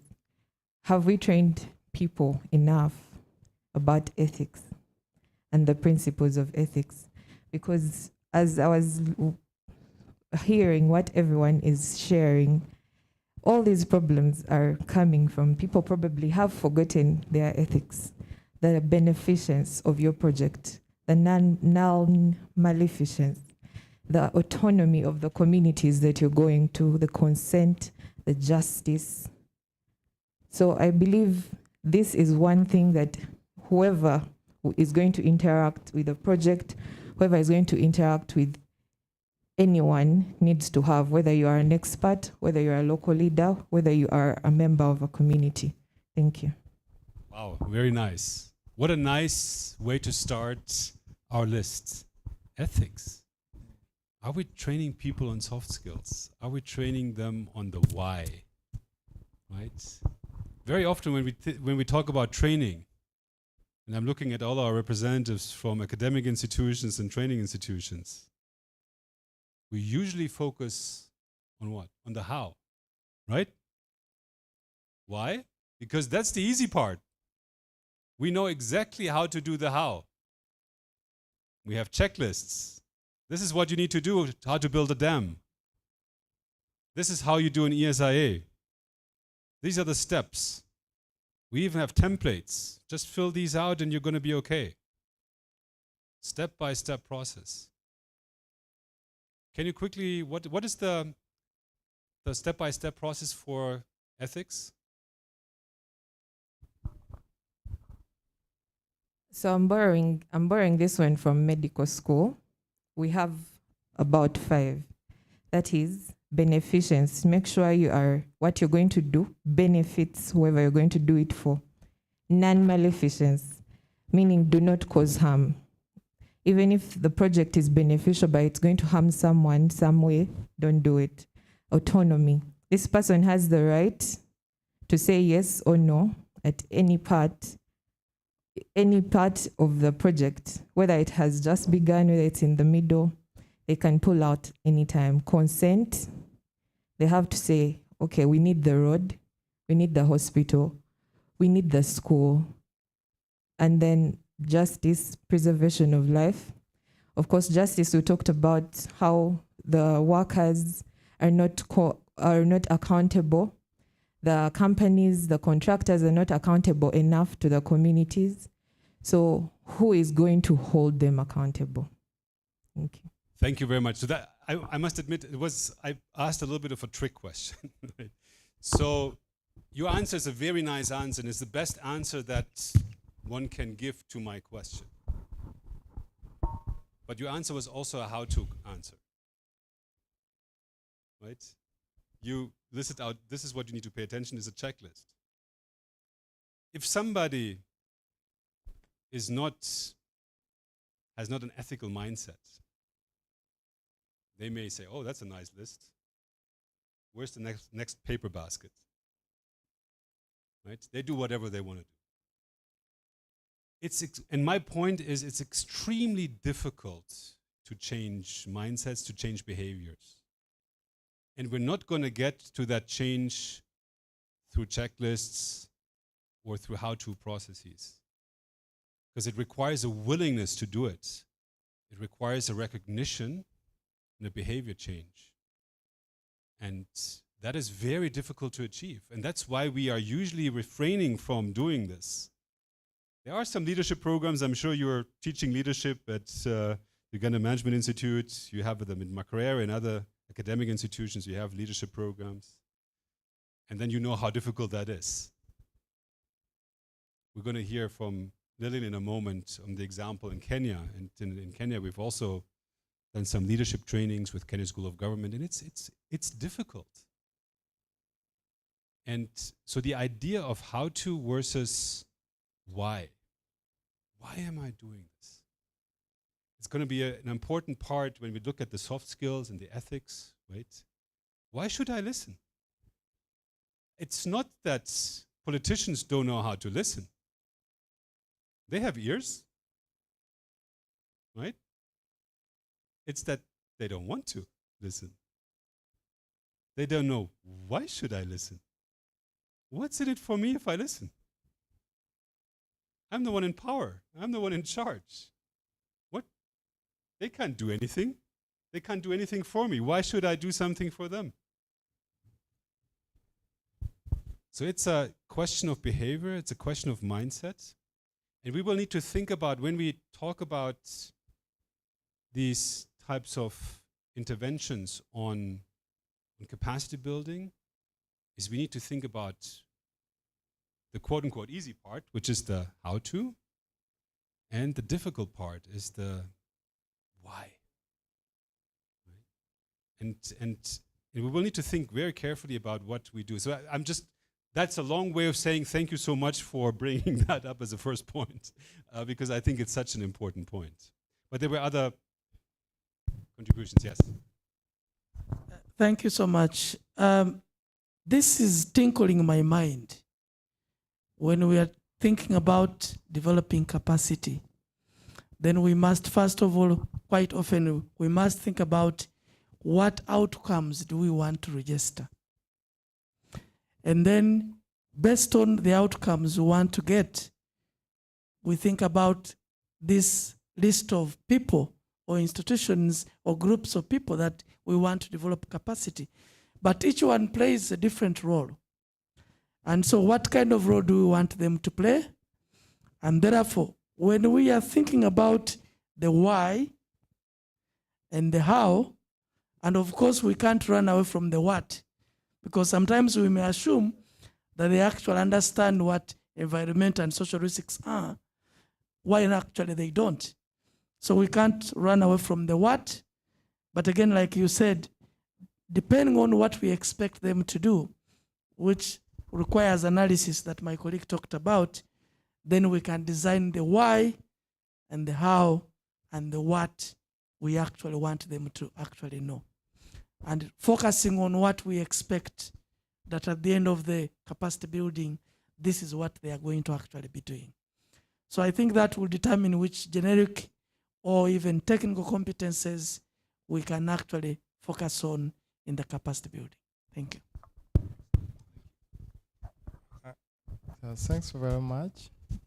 I want just to underscore the need for us to look at capacity building, but which is guided by ethical values and principles. Earlier on, I had pointed out at professional bodies as key actors. And from the Professional Board of Social Workers, we have an ethical code of conduct. Maybe those who may not know some of the key details, I can just mention 3 principles. One is promoting the inherent dignity of humanity. That's one of the principles that guides us.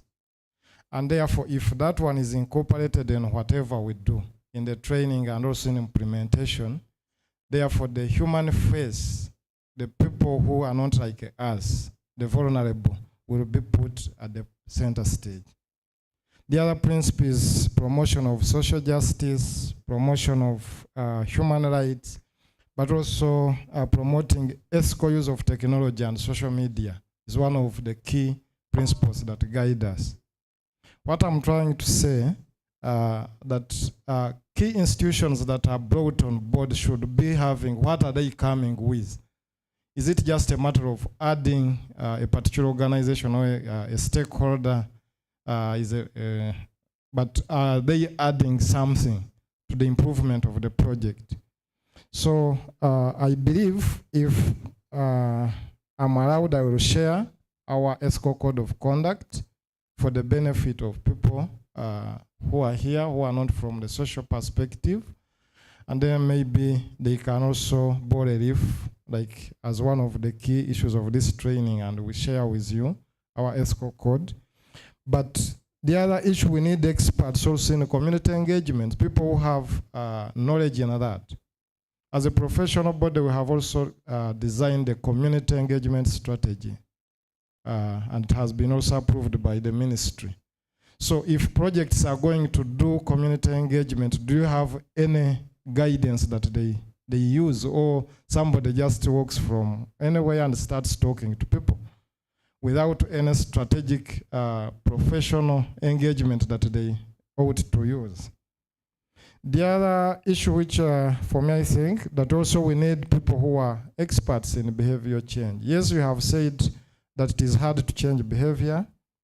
We believe as social workers that all behavior are learned behavior, which means you can easily change it. There are models we use for us to change behavior. Of course, it may not take 1 day, but we can change people's behavior. So we need to engage, let's say, stakeholders who are bringing something on the improvement of the project. Not just because stakeholders, they are 100, you are going to train them. Are they also contributing to the shaping of the project outcome? Thank you. Excellent. No, thank you so much. So there's a number of important principles that underpin this whole engagement, as you mentioned, right? And thinking through the how-to of stakeholder engagement is going to be critical, right? I mean, I don't want to jump ahead too much, but I mean, I'm pretty sure that we will at some point in time come to the conclusion that we will need to have a very strong course or module on stakeholder engagement and the how-to of doing that, right? I mean, that's going to be one critical area that we will need to look at. Yes. The rapporteur, the last intervener, he says skills on behavior change. Now, allow me to put it as a provocative question. Is it behavior enhancement or improvement and then change? Because it's the change it will be. I don't. Come again? Okay, let's agree on the wording. Yes. At times, you can use the word behavior modifications or improvement. Yes. Yes. But also you can change behavior. If, for example, somebody is having, let's say, negative behavior, you can use some approaches to modify those behaviors and change from that state or modify from that state. I don't know whether it is change or modification.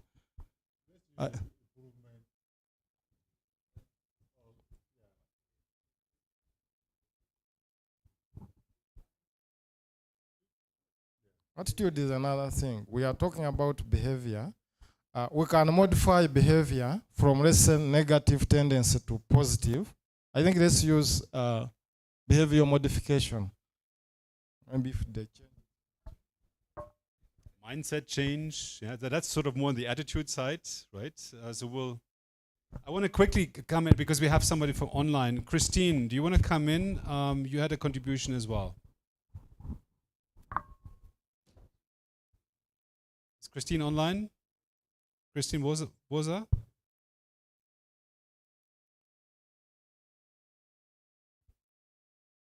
We don't hear you, Christine. Feel free to come in when. Please, thank you. Oh yeah, there we go. Okay, please go ahead.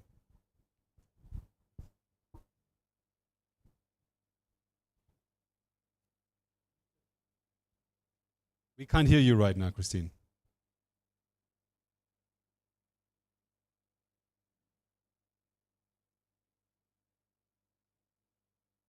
She muted herself again. Well, Christine, please unmute. Oh, maybe it's a connectivity issue. Can you try to speak again? Thank you, Mr. Presenter. I've already submitted in the chat room. Yeah, Thank you. I think I'm done. I'm done. Thank you. Okay, let me read it out then. So Christine says the capacity building should be tailored based on previous experiences and preceding ones, right? So this learning from experience. And I think that's a very important one, right? So that when we look at our curriculum, when we look at our learning offerings, that we're not delving too much into theory. Because we all know we have a tendency to be a little bit theoretic. Why? Because it's the easy part, right? We know where to find it. We do our research. We put that in, and it's a lot. And our curriculums tend to be theoretic. And I think Christine makes the point. We need to learn from the past. We need to learn from very practical examples and experiences. So that's on the how-to, which is a nice contribution. Yes. Thank you. While each category of identified stakeholder might require a particular area for training or competence improvement, I think one or two skills that I find may apply to all, or at least most of these stakeholders, will do with communication skills. There's a lot of negotiation. Some of the most problems we get in as far as these projects, and in most examples we learned from the audience here today, were to do with compensation. People are not happy with how much they've been compensated during the projects. So there's a lot to do with negotiation. How do we negotiate with them? Because maybe they may demand too much, the case of the tree itself, vis-a-vis how much we have to offer, and also to make sure that we don't lose on the project, which has all the good intentions. So I find communication skills, stroke negotiation skills, a cut across a required skill. Excellent. Yes. Thank you. While I do agree with those submissions, I think we shouldn't run away from the real components of the framework. We make an assumption here that one can just read it and understand, but in the morning we had an opportunity to just share our views on the two concepts, and you could see how the views were either very far from each other or very close to each other. And here we are attempting to have these stakeholders interpret or understand these components in the framework in the same way, so that we're able to achieve a shared goal. So I think the components of the framework also, we need to be able to build the capacity of the various stakeholders to understand what does it mean when we talk of resilience of either the ecological system or the society itself. What do we mean by an environmental risk? Because if they don't understand that, it will be very difficult. Even when, how are you going to influence behavior or attitude towards something when they don't understand it? Thank you. Absolutely. No, you're absolutely right. We will need to have all these technical competencies that need to be part of the curriculum, right? And they relate to the risk areas that you listed this morning, right? All these various risk areas, we need to cover them, because very often people are either not aware of them, and if they are aware of them, they may not know what that actually means for them, right? So we need to cover those, absolutely. So all the technical risk areas, both on the social and the environmental side, are critical. Yes. What else? What other capacities do we need? Yes. Sorry, I came late. I'm Dr. Richard Asaba, and I'm an environmental sociologist based at the School of Women and Gender Studies. Welcome. In Makerere. Related to what she has talked about, the communication skills, yes, I think they are key. She talked about negotiation, but I think that falls under what we'd call dispute resolution skills. Many of our projects have ended up, conflicting with the communities because of the way the contractors handle or conduct themselves. So we have a very important issue of conflict arising from these projects. So I would think that dispute resolution skills are very critical if we are going to build capacity. And that's where we have negotiation, that's where we have mediation, that's where we have arbitration, because usually they move After, if negotiation fails, you go to mediation. If mediation fails, you do arbitration. Okay? So that's a whole package, but I think dispute resolution or there's what we call alternative dispute resolution mechanisms. These are very, very important for all our contractors or people who are actually conducting ESIAs. And this is something that we have probably neglected for a very long time. So dispute resolution for me is very, very critical. Excellent. Absolutely needed on our list. Fully agree, yes. To take care of those other issues we raised, but I would like to emphasize the issue of gender and equity analysis and planning. We need to bring it out vividly, not to leave it among the other areas. So gender and equity analysis and planning needs to come out. Then the other issue is implementation research, documentation. We sometimes see things and fail to document them and fail to use them. So implementation research, knowledge management, and how to really use that is important. Then the other last comment I had is on the issue of monitoring and evaluation, but mostly participatory monitoring and evaluation.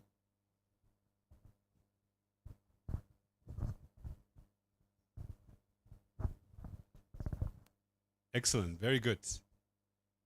Yes, more comment, yeah.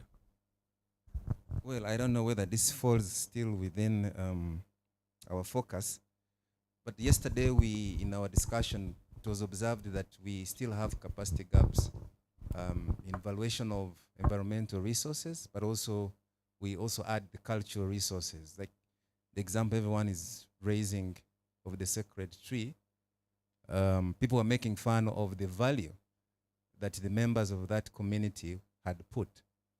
And for us who teach that kind of stuff, we're actually shocked that people are surprised by the value, because we know the implication of losing something that you cannot replace. It's like the active Christians or Muslims, people who believe in Abrahamic religions. If somebody said now no more faith related to Abrahamic religions, what value would you attach to that? So that's the kind of thinking we need to be looking at. Unfortunately, we haven't built adequate capacity in that area, and that's why people make fun of such concerns, yet they have implications on society. Can I add something little on what she said? Of course, she tickled me when she talked about gender and equity analysis, being from the School of Women and Gender Studies. I have looked at the environmental and social framework, the document, and I've studied it, and my conclusion is that there isn't much about gender. There is, I would say, it is gender aware, but it is not as gender sensitive, because it stipulates, this should be done. This is necessary. It kind of recognizes that gender is important, but it does not concretely address the gender issues that are very important when it comes to these projects. So I have seen there are a few areas, like when you talk about gender equality is mentioned, for example, in engagement on other issues, including climate change, disaster risk management, and all that, and then the gender impacts, taking care of them. But probably we need to, in the future, maybe not in this meeting, we need to probably see how to ensure that ESIA is conducted in a more gender-sensitive manner, and not just our contractors proclaiming that, they are aware about gender and all these things, but when concretely they don't really do much. So the training that he's talking about, gender analysis, it's at times you really need those critical skills in gender analysis, the frameworks, the tools, the practical tools. How do you use them, and then how do you document the gender issues that are likely to come out of this project? So I think it is something that we should not ignore in this meeting. Thank you. So the idea of putting something on gender into our curriculum is going to be important, right? And you also mentioned ESIA, which we didn't have on our list, so I just asked Christine to add that, because that's a critical how-to, right? How do I actually do an ESIA, right? And gender and other issues feed into that, right? So that's going to be a critical one. Yes. There's usually some aspects we tend to say that will be a cross-cutting issue. Gender will be a cross-cutting issue. Equity will be a cross-cutting issue, and that's how we lose them. I would suggest moving forward as we discuss, we should avoid that aspect of cross-cutting issue, because in it being cross-cutting, we fail to pin it down. We fail to set specific indicators for it, and I bring it because of what he has raised on gender. We say, yeah, no, gender is cross-cutting. Whatever we talk about, gender shall be there, but we don't tag an indicator for us to monitor this gender. So if we choose to have some, I know gender is, ethics like she raised is, but what is it about ethics that we can tag to an indicator and say, okay, to demonstrate that it's cross-cutting, we've been able to get A, B, C, D. I've seen that getting lost in several of the initiatives we've had. At the end of the day, you said, okay, we had some cross-cutting issues. Where are they? Well, as we did everything, we were there, but you can't tag a deliverable with an indicator that you have monitored. Wow, yeah. I think you're pointing your finger into a big wound of this whole process, right? Which is that everything that we're talking about is pretty much cross-cutting. Why? Because it's concerning so many different areas. It concerns the environment and people. And that's pretty much everything, right? So by definition, it's cross-cutting. At the same time, you're making a passionate plea to say, well, we need to put something very concrete in there so we know how to measure whether things change, right? And I think I would add to that, we also need to start to think about how do we measure learning around these things, right? When we train, we take our various stakeholders that we just listed earlier into our learning offerings, and we take them through the courses and engagements that we undertake with them. How do we know that they learn? Are we testing them? Are there other ways how we can measure that they actually understand what that means? Are they just sitting in there to collect a per diem somewhere? Right? What are the incentives to even show up? Is it a certificate? Is it a financial compensation? Is it a potential career opportunity? Why are they coming? So I want to have at some point in time this afternoon, we're going to have a bit of a discussion around business models and how do we reach these people? Who are we training on what, and how are we actually going about this? What is this whole learning thing about? Right? I want to, let me see where we are with time. I mean, we're almost at lunchtime, so I'm just wondering, should we do Lillian? Have Lillian now do the Kenya example? Should we do that after lunch? What's your sense?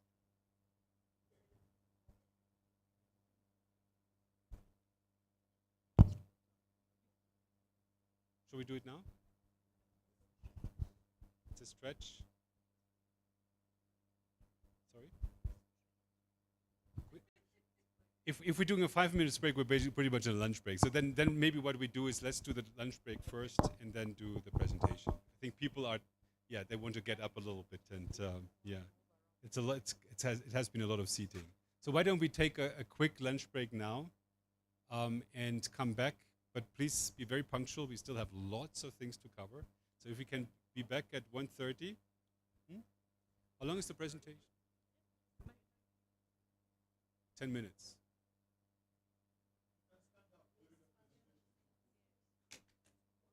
Okay, let's do it now. Let's do the quick presentation. I'll put it up. Yes, and in Kenya we do several things. We dance during meetings. And so one of the dances that we do is called the pepeta dance. Have you heard the word pepeta? Oh. The pepeta dance goes like this. I have a ball. See, I have a ball. I put it here. I pepeta. I pass it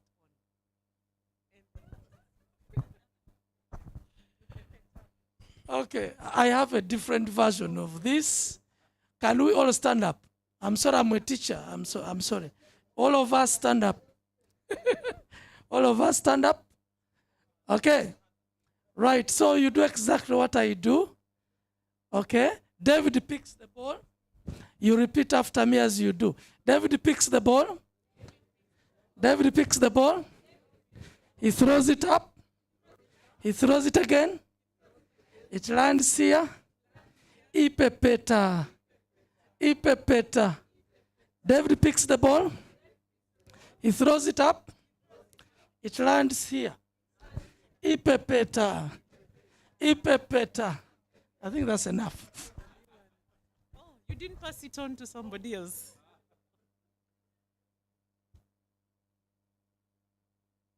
Do you want to continue pepetaing for a lady who wants to pepeta? Here. Here. Pepeta is like, okay, so it's on, eh?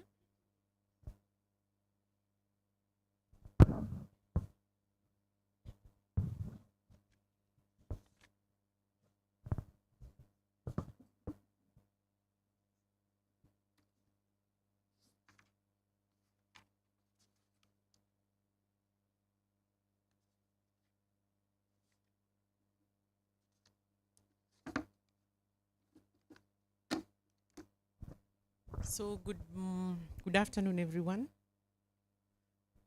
Good afternoon again.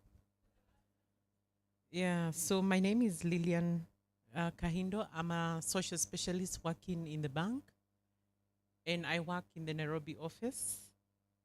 And I'm going to give an example of what Kenya is doing on social risk management. Now, we begin by looking at what is our background in Kenya. What is it that we are doing?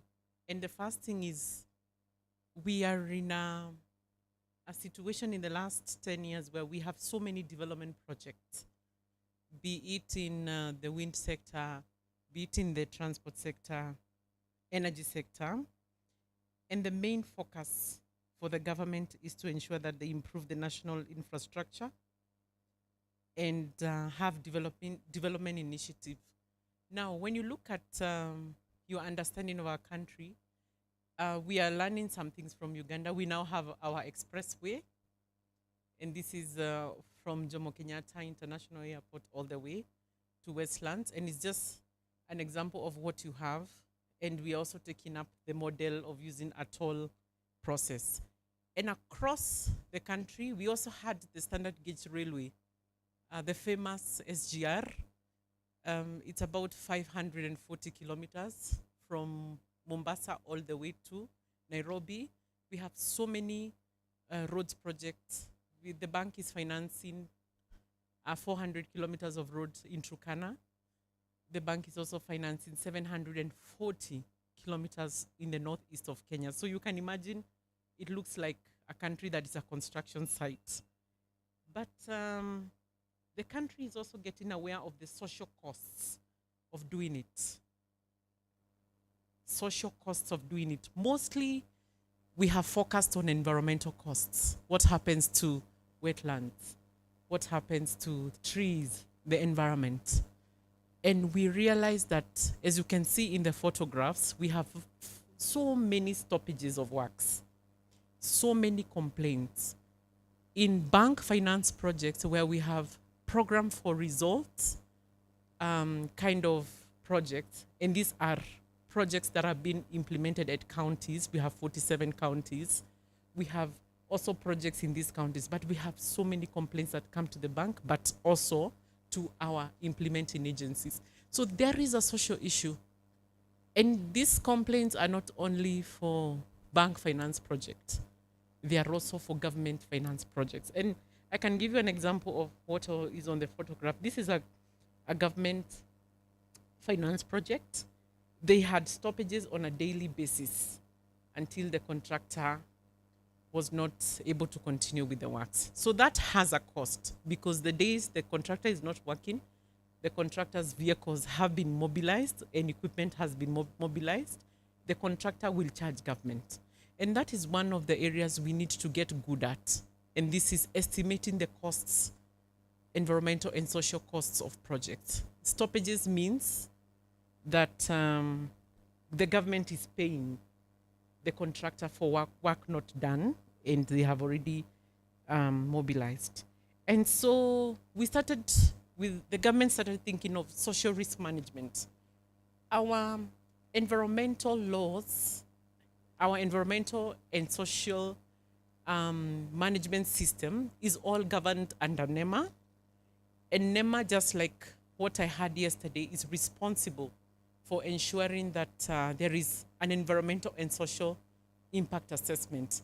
In yesterday's meeting, I had a lot of environmental impact assessment for Uganda, but for Kenya, we speak about environmental and social impact assessment, though the social is also very weak. And so, social risk management, next slide, please. The government is thinking about social risk management and thinking about how are they going to be protecting the local communities.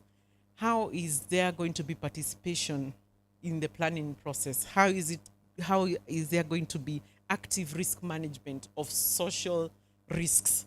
And how are we going to look at the heart of management of risk is also having grievance redress mechanism and community complaints mechanism for projects.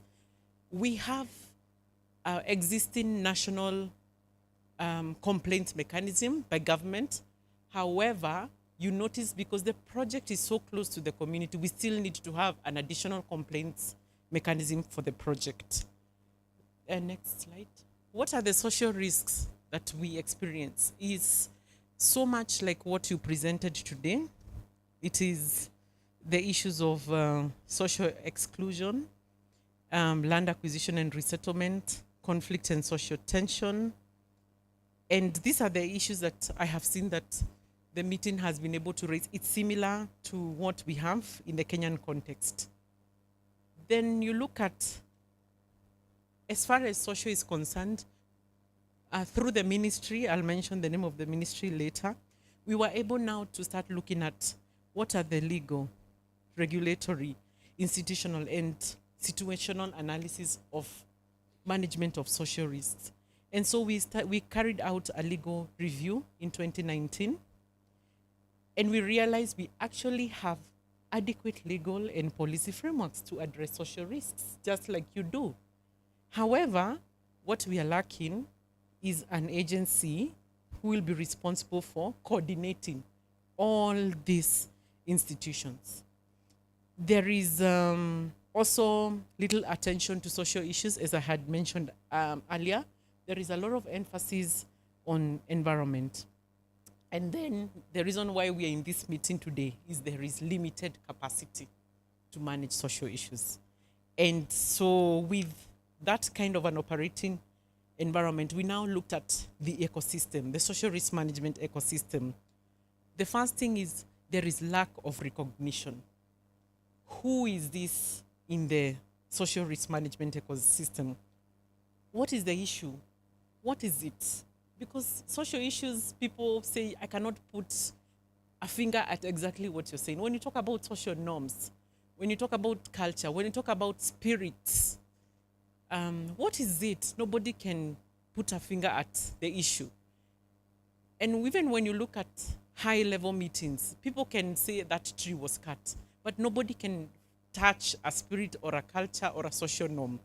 And everybody thinks they can handle social issues. Engineers say, that one, there is no problem. It is just having a meeting with those people. That one, we don't need a specialist to do it. And I'm happy because you have professional body on for social workers and sociologists we don't have, so that is one of the things we can borrow, which makes it easier now to manage that professional. And then we lack, in the middle of that slide, we lack a framework for social risk management. We have fragmented institutions. And so all this needs to be put together. And so we looked at also how is management of social risks and impacts resourced. We also have the middle one is enforcement.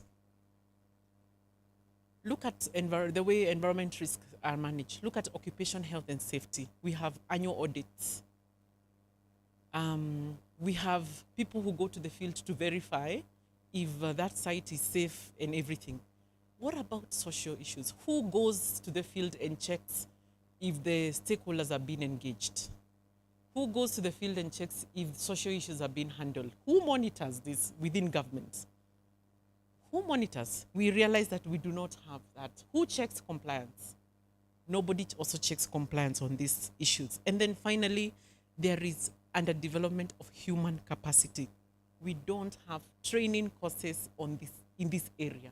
We have training courses on anthropology. We have training courses on social workers. But when it comes to social risk management, we do not have. So we started looking at the three levels of addressing these problems that were noted. And so we started by looking at policy making and institutional leadership at national level. And this one we borrowed highly from what you're doing here in Uganda with your social impact assessment policy and accountability policy. And you, I think, one of the countries in Africa that has that. And so we borrowed from that. We need a policy direction on social risk management and then capacity building of institutions. You cannot look at capacity building on social risk management outside of the whole picture.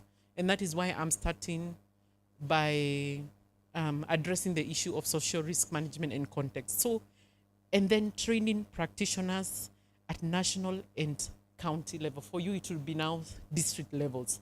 How do you get the training? We have training on environmental impact assessment in Kenya. We have many institutions that are doing it. We have universities. We have also other institutions that are doing it, but we don't have a specific course on social risk management. So what have we done? We've had several multi-sectoral consultations with institutions like you're doing now, you've been doing this week. We also did the legal audit on social risk management. And then we did something else that maybe you have not done here. We started now putting structures together. So we have a social risk management national unit. And we also, which is a multi-sectoral social risk management committee. And now we are going down now to counties, where counties are now forming county social risk management committees. And in training and capacity building, the target is to train all social development officers. These are government officers because we have the social development unit at national level, which is cascaded down to county and ward levels. So train the social development officers, preparing them to take up this role.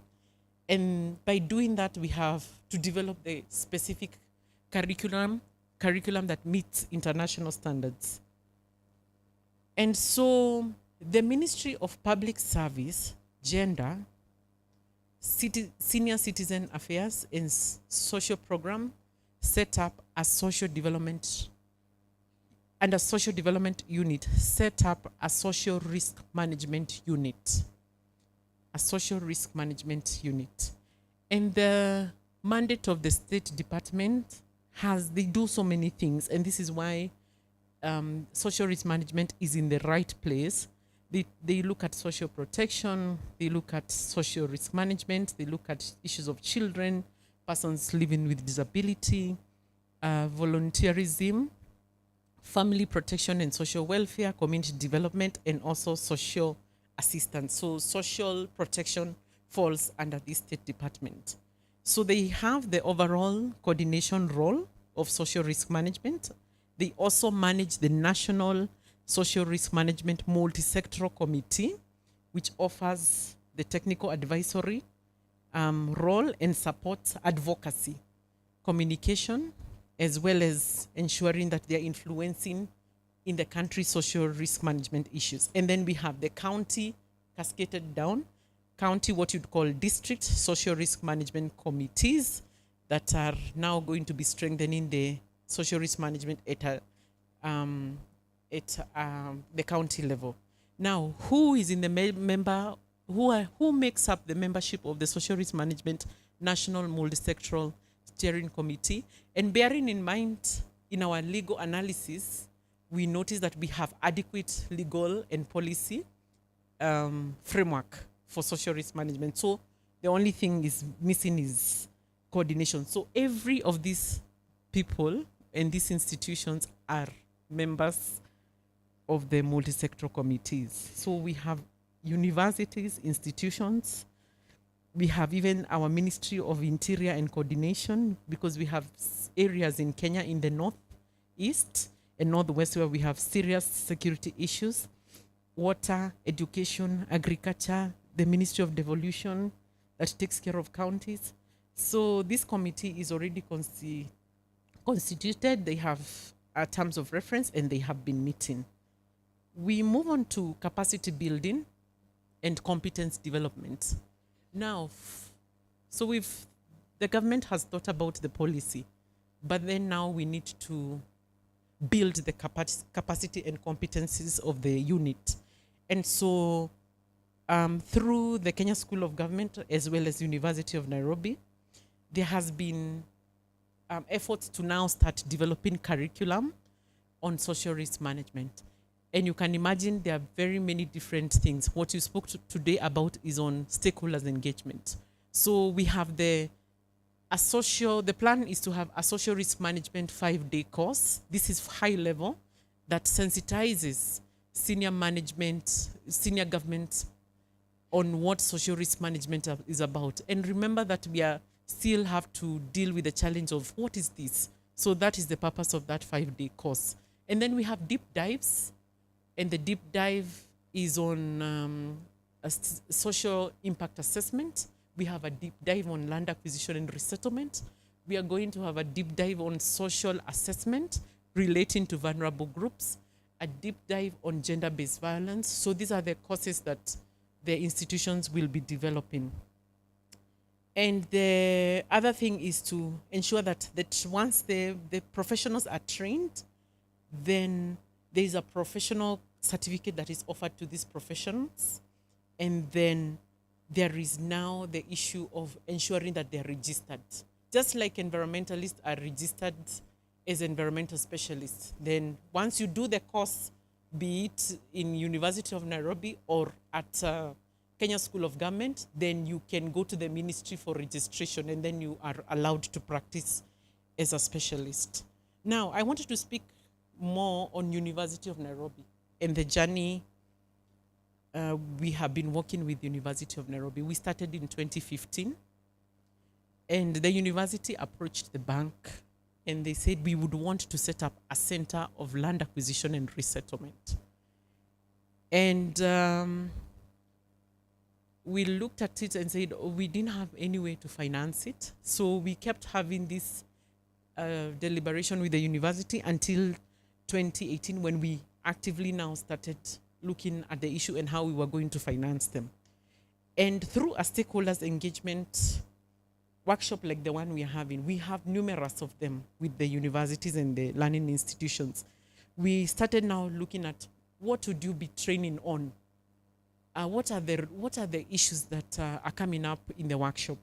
And so we had a preliminary list that needed to be verified. And so after the several workshops we held with the different stakeholders, be it private sector, be it Africa Development Bank, be it JICA, be it government ministries and PIUs. So we held several of these. Then the next thing that happened is that a consultant was hired to undertake a training needs assessment. And in the training needs assessment, in the training needs assessment, the consultant went to every corner trying to establish what is the training needs on social risk management. And the findings of the training needs assessment were discussed and adopted in a validation workshop. And so University of Nairobi now was given the mandate and the responsibility to develop the various courses. And we have the second bullet. How do we develop the capacity of University of Nairobi? So how does how are the trainers going to be trained? Because the trainers needed to provide courses that are meeting international standards. So what is taught in Kenya is also taught in Ghana, is also taught in Uganda. It's meeting international good practice and international standards. So University of Nairobi in 2019 had a memorandum of understanding with an institution in India. They are called ASCI. ASCI is the Administrative College of India, who are offering a specific course on social risk management and land acquisition and resettlement. And there was an interaction between the two institutions, and that is how the university was first of all trained on this issue. And then with the support of the institutions, they now started coming up with their own modules. And then we also had additional and numerous consultations in 2019. And what happened next is there was also an interaction with Ohio University in China. There was also an interaction whereby they were also going to be learning, because the purpose is to build their competencies to be able to deliver this course. The bank, through Stefan, also provided the technical support, and this is because training of adults, this will mean that you have to train adults. How do you train adults? Do you train them like students? Do you train them in a different manner? Because once the university developed their course, we did several pilots. And during the pilots, we realized that the mode of delivery was just like student to student.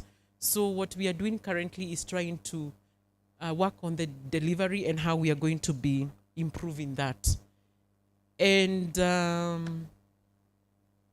the bank, once the university developed the modules for land acquisition and resettlement, it was sent to the bank for peer review, because we have experts within the bank. So they peer reviewed it, the module, the whole curriculum and the modules, and there are areas for improvement. So we are working on these areas of improvement.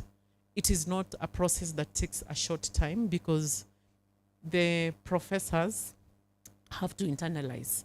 And one of the things that I was also requested to talk about is who is in the center of land acquisition and resettlement. So it's domiciled at the School of Sociology at University of Nairobi, but borrows professors from School of Law, borrows professors from Engineering Department, borrows professors from Valuation, Survey, GIS, Gender, and then where the home, where it's in social, then social also provides anthropologists. It has about, next, if you can have the photograph. We have about 10 to 12 professors who are the ones that have been delivering the course. So when you look at them there, they are all coming from all departments at the University of Nairobi. So this is one of the workshops that we held in 2019 in Naivasha. We spend a lot of time in meetings like that, just going through the curriculum, clarifying issues.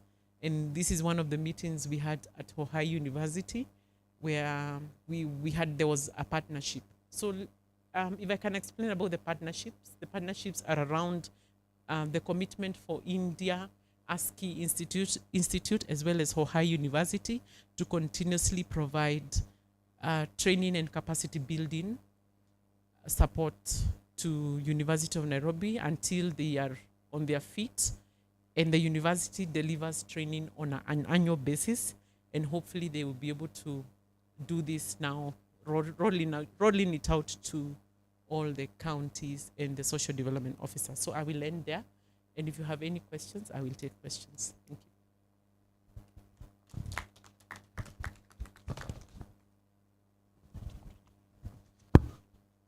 Any questions?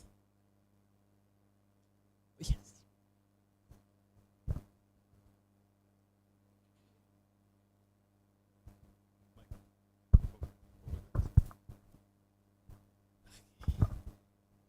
Right. Thank you so much for sharing what has been done in Kenya.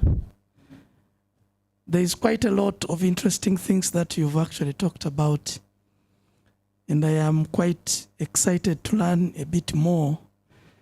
My first comment on is in terms of the list of the people that are making up the multi-sectorial steering committees. I have two questions on this. One, how effective are these institutional frameworks that you've put in place? We've seen quite often in many countries, even Uganda is an example, there are so many institutions formed to do certain things. But many of these institutions can't perform because of limitations in terms of resources. Many of the institutions are put in place as a way of complying. You get World Bank funding, you must have this and this and this in place. So government puts them in there, but the sustainability becomes key. So maybe you could share with us how the funding of some of these institutions is done to ensure that they continue the aspect of sustainability. The second one is the issue, I didn't see CSOs and private sector featuring in the multi-sectoral SRM kind of, institutional framework and the membership.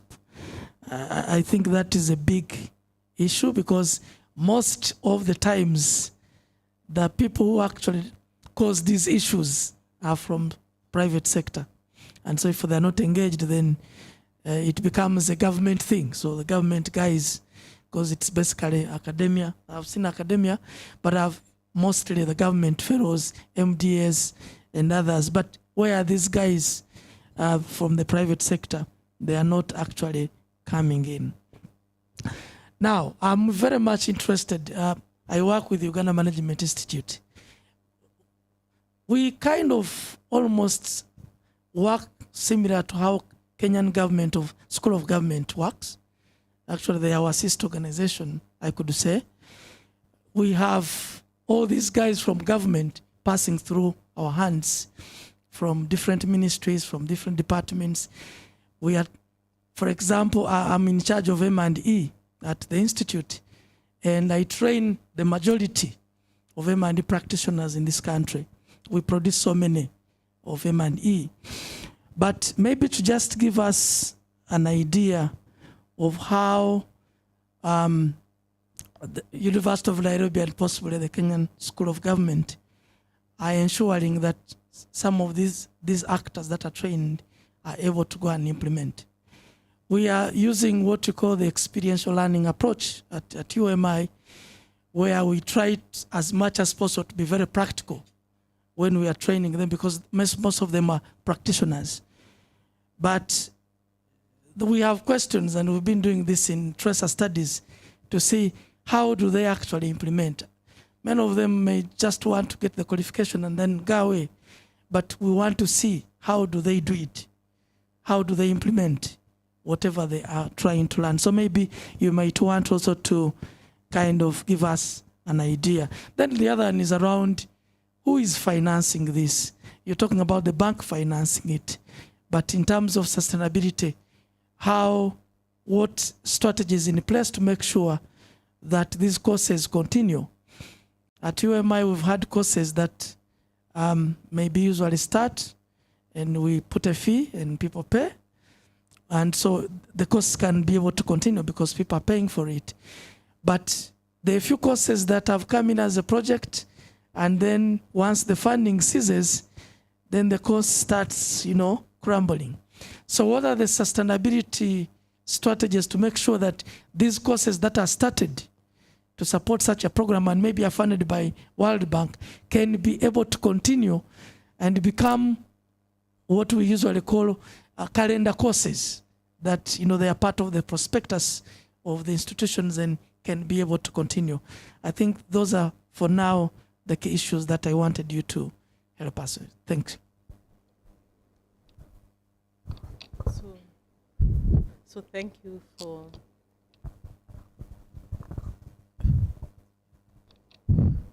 thank you for the questions that you have raised. They are not easy questions. So the first thing is on the sustainability of the committee. So currently, the Ministry of Gender and Public Service, the contribution that they provide to this process is on staff time, because they pay for the staff time. We have a social risk management unit that is operating, and there is also now the operating costs and so there is a budget allocation for that. So the budget allocation process, we lobbied as the bank for the ministry to be given some of those resources, and we continue to lobby. And this happens across all our projects, be it the road sector, be it the water projects. The bank has a strong push for this to be to have the budget support. We want to do better. The ministry wants to do better as far as allocation of resources is concerned, because they have budget allocation for a few months and then it dwindles off. And so we continue to lobby for them to get better resources. But the bulk of the work is still being financed under some of the bank activities. So sustainability of the committees, I know the numbers are many, but the committee is then grouped to subcommittees. We have policy committee, we have training academia, we have county relations. So they now work with 3 or 4 members of the subcommittees are the ones that are now operating and following up on key deliverables to support the institutionalization process. You bring a good point on the private sector and civil society. In all the engagement that the ministry has, in all those workshops that led to this, the private sector institution of Kenya was involved in that process. They are not a member of the committee, but you raised a really good point. Maybe I will take it back to the committee. And then I will let Stefana answer the question on the experiential learning, but remember that it is linked to accreditation process for the social specialist. So as long as you don't attend training in Kenya School of Government and University of Nairobi, then you don't get accredited as a social specialist. So that's an incentive that every time you offer this course, then there is. And in Kenya, we don't have any institution offering this kind of course to accredit social specialist. And the bank financing, what we are guaranteeing Kenya School of Government, as well as University of Nairobi, is that all bank finance projects, because you will ask our specialists today that we are the ones that were responsible for training, but now the training can be done by Kenya School of Government or University of Nairobi without having us spend that time. So they develop all these courses. Even they get requests from county government to develop specific courses, 3 days courses for them, and then they pay directly to them. So the demand continues to be there. You can compare it to what we have with environmental impact assessment. It continues, the training continues. We have refresher courses. It is better to have that than have nothing. And sustainability of the course, we continue supporting the marketing of the courses. As the bank, we try and also market with our neighboring countries, and you're welcome to attend a course in University of Nairobi and Kenya School of Government. So they have to have, in the last slide you saw University of Nairobi is developing a business model. So both Kenya School of Government and University of Nairobi have to develop their business model on how they are going to continuously be sustainable. So I will pass it on to. So, wow. So, I mean, I think that the whole question on learning was a critical one, right? And I alluded to this earlier, and we're going to have a bit of a discussion around this afternoon as well on how does learning happen. And you just rightly said, right, what Uganda Management Institute is doing, and we had similar discussions both with University of Nairobi as well as with Kenya School of Government.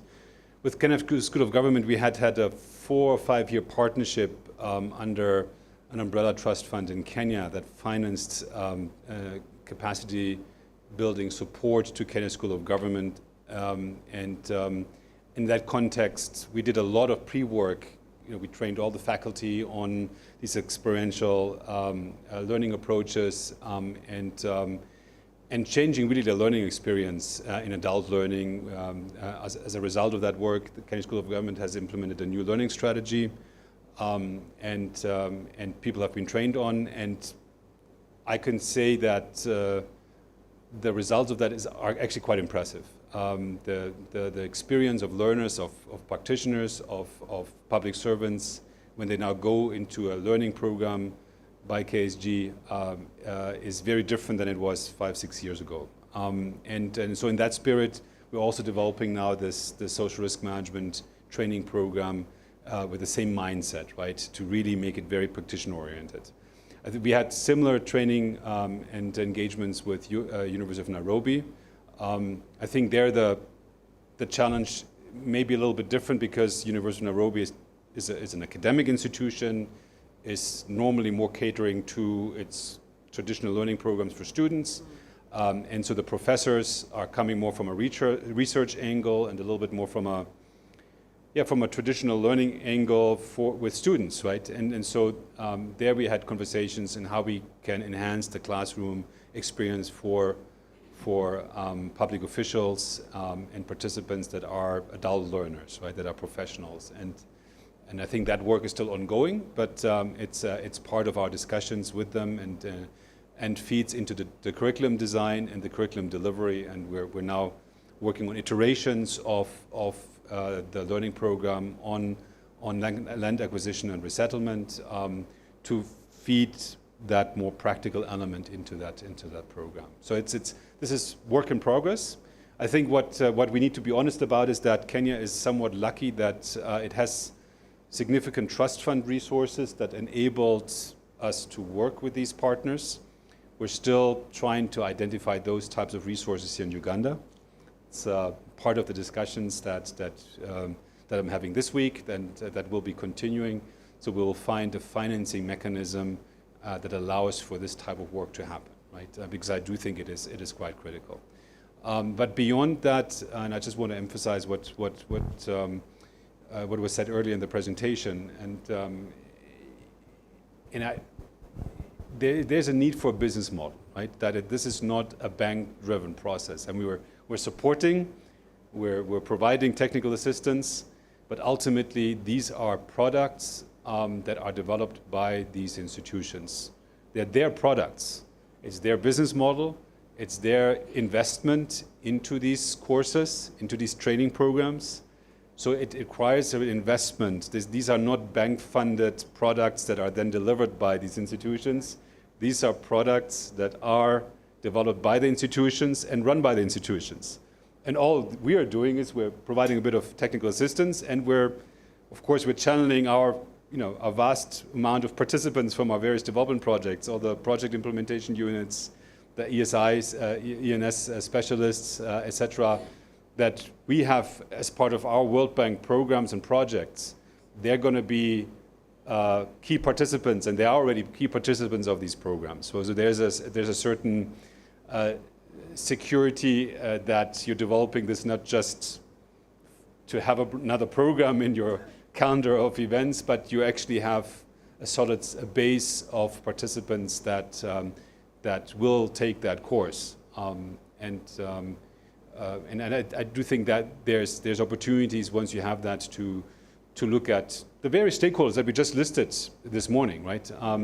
As an important, and they're quite vast, as you can tell, right? There's many different parts of that at different levels. At Kenya School of Government, we had discussions, how can we feed this into a leadership program, right? So make it part of of their standard certificate leadership program that is a required course for senior public servants in Kenya. And have a module in there, for example. Right? So there's different iterations then, whether it's an awareness creation for senior public servants, whether it's more at the technical level. So that's all work in progress, but that's part of that ecosystem that was mentioned in the presentation. So yeah, that's to say that it's work in progress. We were lucky that we had the funding, so that was able to finance also some of the more fancy things that I'm sure tickled your fancy. I mean, so I mean, it's great to have the opportunity to see ASCII and go to Hyderabad and see how they work, or what's done in China. Now, those things are not cheap, so we will need to see whether we find similar sources in Uganda. But it's certainly useful to see also, to benchmark and see what happens internationally on these things. There were more questions here for. No, you've answered my questions, which I had, but I want just to appreciate the presentation was good. I would want to have it more to internalize it, and maybe we borrow a leaf from Kenya. Maybe just a comment. Did you involve also practitioners at that committee? Are they part, or you are looking on at academicians only? Because we are looking at people who in practice, like in Uganda where there is high levels of unemployment, even people who go through universities and they are told you don't have a guarantee that they are going to go and do practice immediately. So when you engage practitioners, they can be able to cascade the information if they are part of your committee, or they are going to be engaged at a lower level, like the National Association of Social Workers of Kenya. Yes. So that's a very good question. And the development of these courses is coming at a time where in Kenya, social specialists in contracts, we used to have them on part-time basis. They were not full-time, like a resident engineer. So you'd see a social specialist or an environmental specialist has 4 months every year, but now it is full-time. And in Kenya, we have a shortage of social specialists. So we are also looking at the opportunity of job creation through this, the training, because then in each project, we will require then a specialist there on full-time basis. We need community liaison officers, the professionals that were not, you'd get a C or a B and you'd think you failed, but they ended up doing sociology, but now it's one of the areas that has highest demand when you look at the infrastructure development. So we involved practitioners. Why it sits very well with the University of Nairobi is because most of those professors are also practicing. So it's easy for them. They are, professors are doing a lot of consultancies, and they do social impact assessments private on their private business. And so now having that team also helps to be able to articulate the issues well. So we do that, though there are few in the country. Thank you. I just have one question. The interministerial committee, how is it linked to all these processes? You mentioned it, but I think missed the linkage between that committee and the university. All right. So remember, we are in the process of developing our policy environment and a social risk management policy. There's the process of drafting it has started. So the role of the National Social Risk Management Committee is to ensure that they're the ones who are having the vision holders on behalf of the ministry. Remember, the ministry is young, and the committee constitutes of all these institutions that is supposed to give them the capacity they need. So it's advisory. And when you look at the different subcommittees on the SRM unit committee, what happens is that they also build the capacity of the different officers, and they're given specific roles to carry out in this process. The process is just beginning. So when you leave the ministry to be on their own, then they do not have the capacity to be able to carry the vision of the policy and implement it. So that is their current role. it more or less mirrors what we have on the environment side, because we also have the environment committees at county level that deal with environmental issues. Thank you. Yeah, thank you so much. The presentation was wonderful and very clear, but towards the end, I got a bit of a challenge, especially when it comes to implementation. I see the university spearheading this, right? The ministry spearheads the process, but University of Nairobi as well as Kenya School of Government develops the curriculum. So they spearhead the learning. Okay. Yeah, so my concern was, if this is a community issue and we are looking at people down at the grassroots, how do they connect with the high level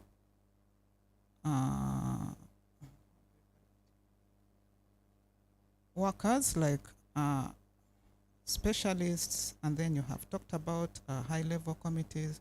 I was thinking, how do you land this to the ground? Maybe you would look at working with primary school teachers because they are deep down in the communities. I would think about that the local leaders at the lowest levels, wouldn't they understand the issues better and be able to link up with the people compared to the universities? So, Stefan, do you want to attempt before I?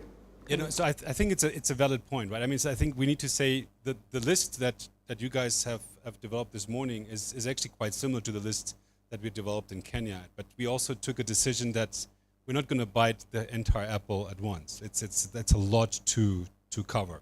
So what we said is we're going to start with the government structures. We start with national and subnational government. So as Lillian mentioned, the national government, primarily with the Ministry of Social Protection and Labor, now in Civil Service and Gender, as a key coordinating mechanism. And I think that mimics very much the situation here in Uganda, where we said yesterday Ministry of Gender has an important mandate, but is also quite weak in implementation. So we said that's going to be a priority. And at the subnational level, the counties, which is similar to the districts here in Uganda, we want to strengthen those capacities. Now, having said that, these at both levels, at the ministry level and at the county level, they have local community agents, right? So they have structures, people that go way down into the communities and work with those communities on social protection programs, etc., right? Social development programs. So these public officials are also being trained as part of that effort. So we are going to go down deep into the communities, but not to the level where we're actually training or sensitizing right now local leaders and religious leaders. We're not at that level yet. I mean, but I do think that is an important idea that we will take up. Yeah, and also appreciate the fact that this process takes long. Look at where you are as a country when it comes to environmental impact assessment. I know that about 20 years ago is when the bank started supporting African countries to start having environmental impact assessment laws. And 20 years down the line, we still do not have the capacity we would want to have, even at grassroots level. So it's a process that takes very long. We've also been studying countries outside, because we were trying to think, the ministry asks a question, who can we learn from? Which country has already put in this kind of laws and policy on social impact assessment?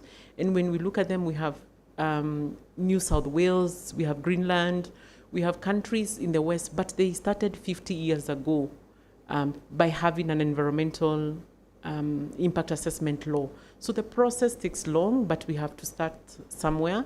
And then for Kenya, we realized that through the ministry at national level has the social development unit, who are doing all the mandates that we spoke about, dealing with elder, children, all that. And they are also in county and districts, what you'd call districts, and as well as sub-district level. So the reason why we need to start now to develop the curriculum is for us now to start training even at sub-district level. Without the curriculum, then we are not able to sensitize the officers on the need of social risk management. So it's catch-22. Why should you start on top? But it's because then you have to build systems. When you go to the county level, then people ask you, where is this domiciled? What policy, what framework? Without developing that, which is done at national level, then you are not able to penetrate, and you're not governed by a policy or a law. Thank you. I'll end there. I want us to be governed by the thought of having lunch now. A little bit delayed, but thanks again, Lillian, for the presentation. So that took a little bit longer than 10 minutes, but we're now at 1:15. So let's take a break. Can we be back at 2:15? Let's take a 1 hour break. I think the lunch is again in the over in the hotel. Where is it? This side or this side? Here? Behind me, it's here. At the hotel, huh? People are pointing in different directions, but it's at the hotel. Okay. And we'll be back at 2:15, please, and continue with the discussion. There's still quite a bit of issues to cover. I want us to look into some of the learning design aspects that were mentioned now this morning. I also want us to think through this afternoon around what is the system that we want to put in place. What are some of the roles and responsibilities, the business models, the arrangements, and all these things that are quite complex, as you just saw also from Lillian's presentation, right? I mean, these are things that we'll probably not all finish discussing today, but we want to kickstart the discussion today. So we start to have a dialogue around these things. We see these today as a starting point to have a continuous discussion with you guys around how can we build the system, what kind of mechanisms do we need to put in place, which players are involved in this process. On the learning side, on the broader side, as Lillian mentioned, we're also going to have a discussion, and we started that discussion on Monday with the Ministry of Gender on a broader multi-stakeholder process, specifically looking at the multi-stakeholder coordination on the social side. Because social is a little bit more complicated than environment, right? In environment, we are all lucky that we have NEMAs and the environmental protection agencies in many countries, which is a big plus, and they have 20 years of experience of governing this space, right? On the social side, it's quite frankly very often in many countries that I'm working in, it's a bit of a mess because we have high fragmentation of institutions, different ministries are taking care of different parts of the spectrum of social issues, and when you do an ESIA, who do you turn to? When you talk about environment, it's very clear, you turn to NEMA. They have the infrastructure, they have everything in place. When you talk about social and even just clearances, well, who do you turn to? Lands? Is it gender? Is it, some ministries have separate labor, some countries have different separate ministries for labor, etc., right? I mean, so there's this whole list of issues that you outlined this morning, especially on the social side, becomes very tricky because it's governed by different institutions in your country. And so thinking that through, developing a coordinating mechanism similar to what we're doing in Kenya is something that we want to think about. We are going to kickstart a multi-stakeholder process. So you'll very likely hear from the Ministry of Gender over the coming weeks. We're trying to put something in place by June. So we're meeting all together and have a discussion around these issues and thinking through how can we develop a coordinating mechanism and a governance mechanism basically for these things. And it's really more about coordination than anything else, that we're starting to talk to each other, right? Which is an important aspect. And it has worked quite well in Kenya. There's a lot of ownership by these different institutions, and I'm very hopeful that we can create a similar dynamic here in Uganda. In many ways, Uganda is ahead of the curve, right? I mean, because you already have some of the laws and legal bills and regulations that are that either have been developed or are in the process of being developed. And in Kenya, we're still in the process of just thinking about those. So in some respects, you are ahead of the curve there. But creating that coordination is something that we want to think about. But enough said. Let's grab some lunch. Let's be back at 2:15, please.